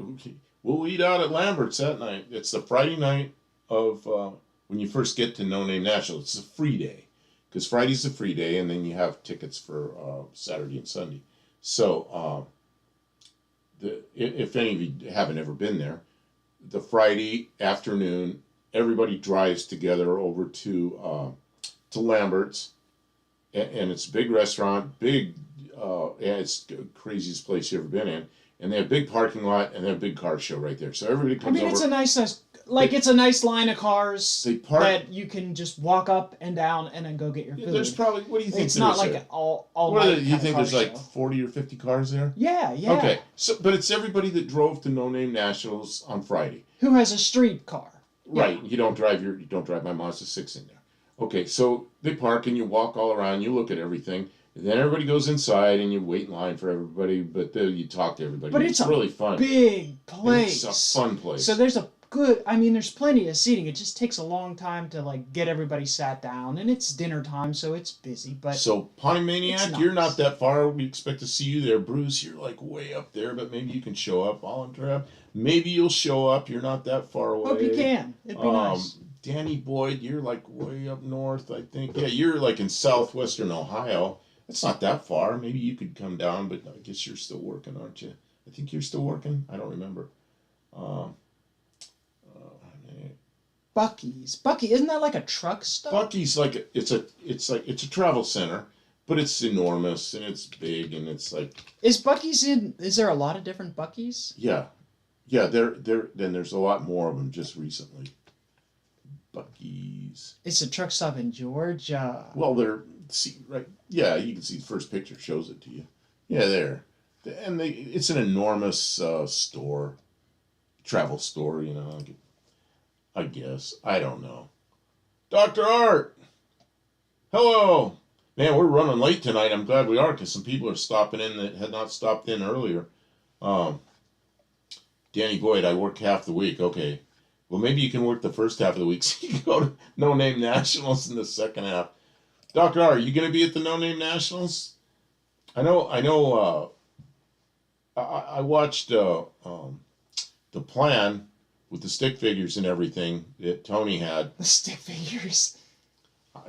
He's got it all planned out. Yeah, and you don't have to pay for it. You just have to make it run, which looks like Dr. an enormous job. More current, like more in the now than No Name Nationals is Power Tour. Power Tour, yeah. Because we have the Valiant, and we're rebuilding the front end, but we'll be done in time. We don't really want to join Power Tour and do a lot of traveling. We were just going to kind of set up somewhere, and we weren't sure how. Anyways, if you guys are anywhere near us, we would meet up with you if that wasn't imposing. And maybe if you don't want to talk about it on a live, that's fine too, but if that's something you're interested in, we haven't talked to Tony in ages. He's impossible to get a hold of. But well, he's not that impossible to get hold of. I can get a hold of him if I need to. He saw the video. I watched Tony's plan of the video, but I didn't finish watching the video because we had to get some things done. Oh yeah, I watched that video with the whole thing. It looks like it'll be a cool truck. Oh, maybe you've done another video since then. The truck is at the house. At your house? Oh no, here we go. He's not going to. They roped you into fixing Kiwi's truck. And he's not going. Man. Not going to No Name Nationals this year. Well, you can't do everything every year. It's tough. He'd have the only electric car there. It's a go-kart, but it would probably do the 8th mile pretty quickly. Just going to Bowling Green and Nashville Speedway. Bowling Green? Oh, you're going up there to the racetrack. Yeah, Bowling Green, I'm trying to get Kim to go up there with me sometime. Because I like the Corvette Museum, and she's never seen it. The Buc-ee's is insane, huge. See, here's the thing. This is why I don't like a place like Buc-ee's that much, because usually I'm traveling, I want to get gas, I got to take a leak and I want to get going. And Bucky's is enormous. It's like makes Walmart look small. And when you get gas, I don't want to have to go in a place and deal with that. I just want to. I want to. But look Put how the gas cute in their and go. mascot is. I want to get the gas and go. I was just hearing earlier from someone that Bowling Green has a really nice. That's where you're going to Bowling Green because that's where it starts. Yeah, okay. that they have a really nice speedway, right? But I'm not that interested in watching all these cars drag race, and I'm definitely not interested in waiting in line all day. And that's what I saw of Power Tour from last year was people sitting out in the heat, waiting in line to register. I just kind of want to see some nice cars go by. So, like, I'm very interested, and it's too close to just ignore. So, cause we're like, you know where we are up on Clarksville, so Yep. it's not far from the path. So, we're going to figure something out. If you guys are registering and power touring from Bowling Green down to Nashville, I don't know. We probably wave as you go by. I don't know. Potomaniac is asking where are the no-name nationals and where. They're in Sikeston, Missouri. At the end of the summer. September. Can you look it up? I don't have the dates. Yeah. Just look up no-name nationals dates or something. It'll come right up. Because that's John. There it is. 20th and 21st of September. You scroll up a little higher because you're sitting in the way. See if you can do that. Oh, there. Yeah. It's doing something funny. Why is it doing that? Doing what? Well, you put it the wrong way. I got too many screens, but it's tough.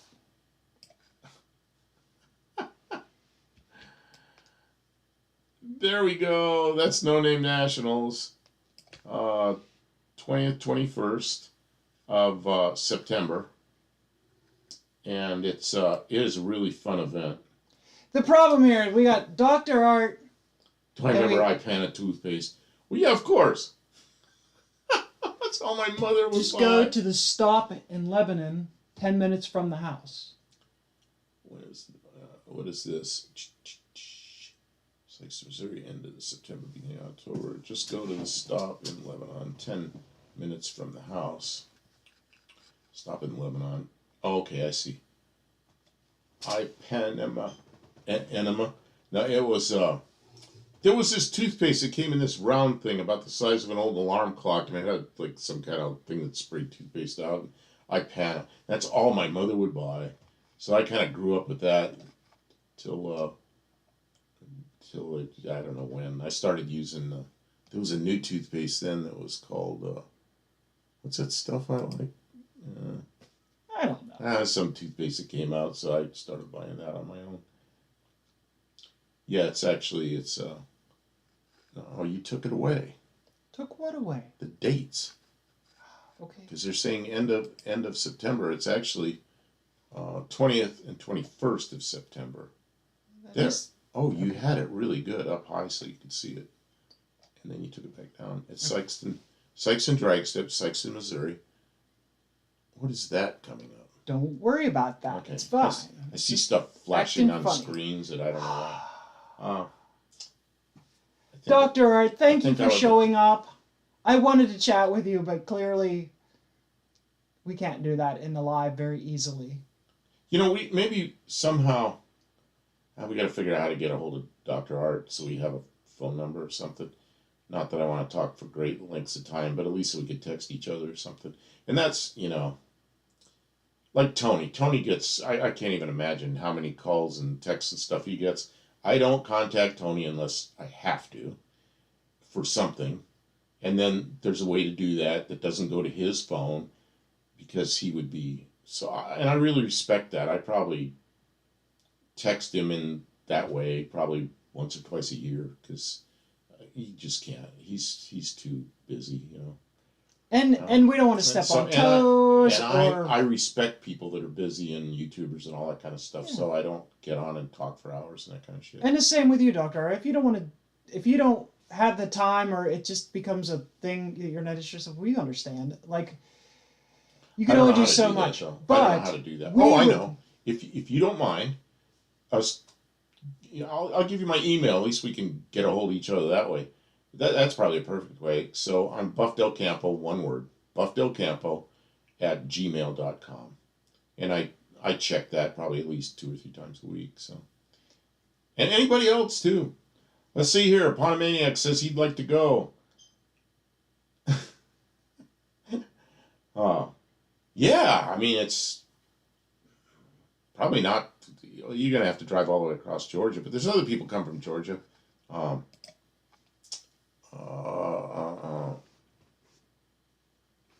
names. What's wrong with me? Dakota from Dakota's Time Out. He's in Georgia, but he's up more north, and he's on the northwest side of Atlanta somewhere. But he'll bring his Pontiac. What are you doing? 30th. Oh, you're putting the Power Tour days up there or something. I don't know what she's doing. She's having trouble. Dr. Art's saying we should just go to the Lebanon, Tennessee. Yeah, I know what he's saying. That makes sense. I guess we could, but that's gonna be a busy ass place. I don't know. I guess if you could slide that up above our heads so people can see it. Oh, you sent me an email. Excellent. Thank you. That's a good way. Then we can get a hold of each other. Yeah. Okay. Why won't that move? It's harder than you think because. Okay. Won't it just scroll up on the page? Yeah. Yeah, the other way. There. Now the dates are up there. Sorta. This is like, yeah, it looks like it's harder than it looks. Yeah, there we go. There's the dates, and you can scroll a little further or duck or something. There's the dates for the Power Tour and the locations. But they'll go, okay, Bowling Green to Lebanon, that's gonna just about go by here. And then Louisville, yeah, they're gonna be all around here. That's pretty cool. And then they're going. Yeah, to you can't pass it Ohio. up. It's an opportunity because And they're last going year to they Hawaii. were where in like closer to Atlanta. That's a long haul for us, but an hour away. Like you can't. Even if we just go for a day or two, if we clean up the van a little bit, we have a place to crash. When we're tired, we'll stop in, have some dinner with some people, maybe. Danny Boy. Whenever we meet up on the road. Yeah, the Hot Rod Power Tour. It's by Motor Trend, and it's the guys that put that stuff on, and it's just. It's a huge event. It even goes up near you now. Of course, Ohio's huge. I don't know. I can't read that. Hebron, Ohio. To Indianapolis. I don't know where that is. Oh, okay. Well, I mean, he'll know where it is. He lives in Ohio. I lived in the far northeast corner of Ohio, and he kind of lives in the southwest part of Ohio. Loops back up there. That's a lot of driving. So it might be near you. You might be able to do that. So, yeah. Yeah, Dr. Art, I'd love to see you at Nationals with one of those electric go-karts. Oh, my God. But anywhere, really, we're not married to No Name Nationals. We enjoy it. It's an event of good people that we enjoy. But, we don't get paid to go to No Name Nationals, it's people that we like. And then I've been to automotive stuff, not drag races, but other races, circle track, sprint car races, a lot, and air shows, a lifetime of air shows, and none of them are as friendly and nice and as much fun as No Name Nationals. It's just a whole bunch of YouTube content creators that got cars and they're fun and it's good to know them, and it's all the people you see on here. And then you meet some personalities and, like John Cope, the guy is just nothing but fun and laughs and, he's a great guy. And you meet, of course, you meet John and you meet, Dallas, of course. Good, cool people. Super And cool people. Shane was there. Just walk through the And place, and everybody you see is people you've seen on YouTube, and y'all know each other almost. You know? It's not a coincidence that the solar eclipse thing that we were talking about it. What is it? About an hour or 2 hours west of here, What where the is this? solar eclipse? Are you gonna watch the solar eclipse on the same route as Power Tour? It's not really. It's further west. It's different dates. Yeah, and yeah, it's what like is about it? a month from now. Maybe we'll go and do that. April 14th or something? Something like that. April something. April 8th. Yeah, it's about a month from now, and we were Oh. talking about setting that up. It So, could be fun. We're going to be in the part that's about 95%. So I don't know if we're going to drive west a little bit, or we're just going to see it here. Yeah. What are you looking at, though? I don't know. You're clicking on something. Shark Tooth Grill. Uh-oh, I lost where I was at. Lost? Yeah, now you got this silliness. I don't know what that is. It's a sign the world is going to end. Y2K returns. Man, remember Y2K? They thought everything was going to end. You know, I didn't run the utility on my computer that year, and January 1st of 2000 came around, and my computer, the only thing goofy that happened was it went to December. The hell did it say? Oh, I know. It said January 1st, 1990-10. Instead of 2000, it didn't understand that. I think it went to January. Didn't go to the 1st. It went to some date a couple of days after that. 1990-10. That's pretty funny. I had lots of canned food stockpiled. So the only thing that happened to me In case the was entire... I ran that utility and it fixed the date, and pretty much everybody I knew that was really in a computer business laughed it off. And but there were some people that were really worried about it. I don't know, goofy, silly time. Well, what time is it here? Oh, we've been on for 3 hours. We've been on for 3 hours and 20 minutes. I think we're going to come back here at 7 on next Tuesday. Is there anything going on next Tuesday that I shouldn't make that commitment? I don't think so. And you know what? During the week, we'll probably pop on live from up the shop while we're working on the Valiant or whatever we're working on at the time. Well, I think now that we have the driver's side, we're going to do a video on the repair to the K-frame where we weld it, if we can record it at all. My friend worked very hard on preventing a lot of Y2K related crashes. Yeah, there were probably some issues. And like if you had something that was date sensitive, yeah, it would have been made a mess. Records keeping. They were worried about money, and they were worried about some kinds of stuff that was time-related stuff. For me, on a personal computer, to go to January 6th, 1990-10 was sort of hilarious.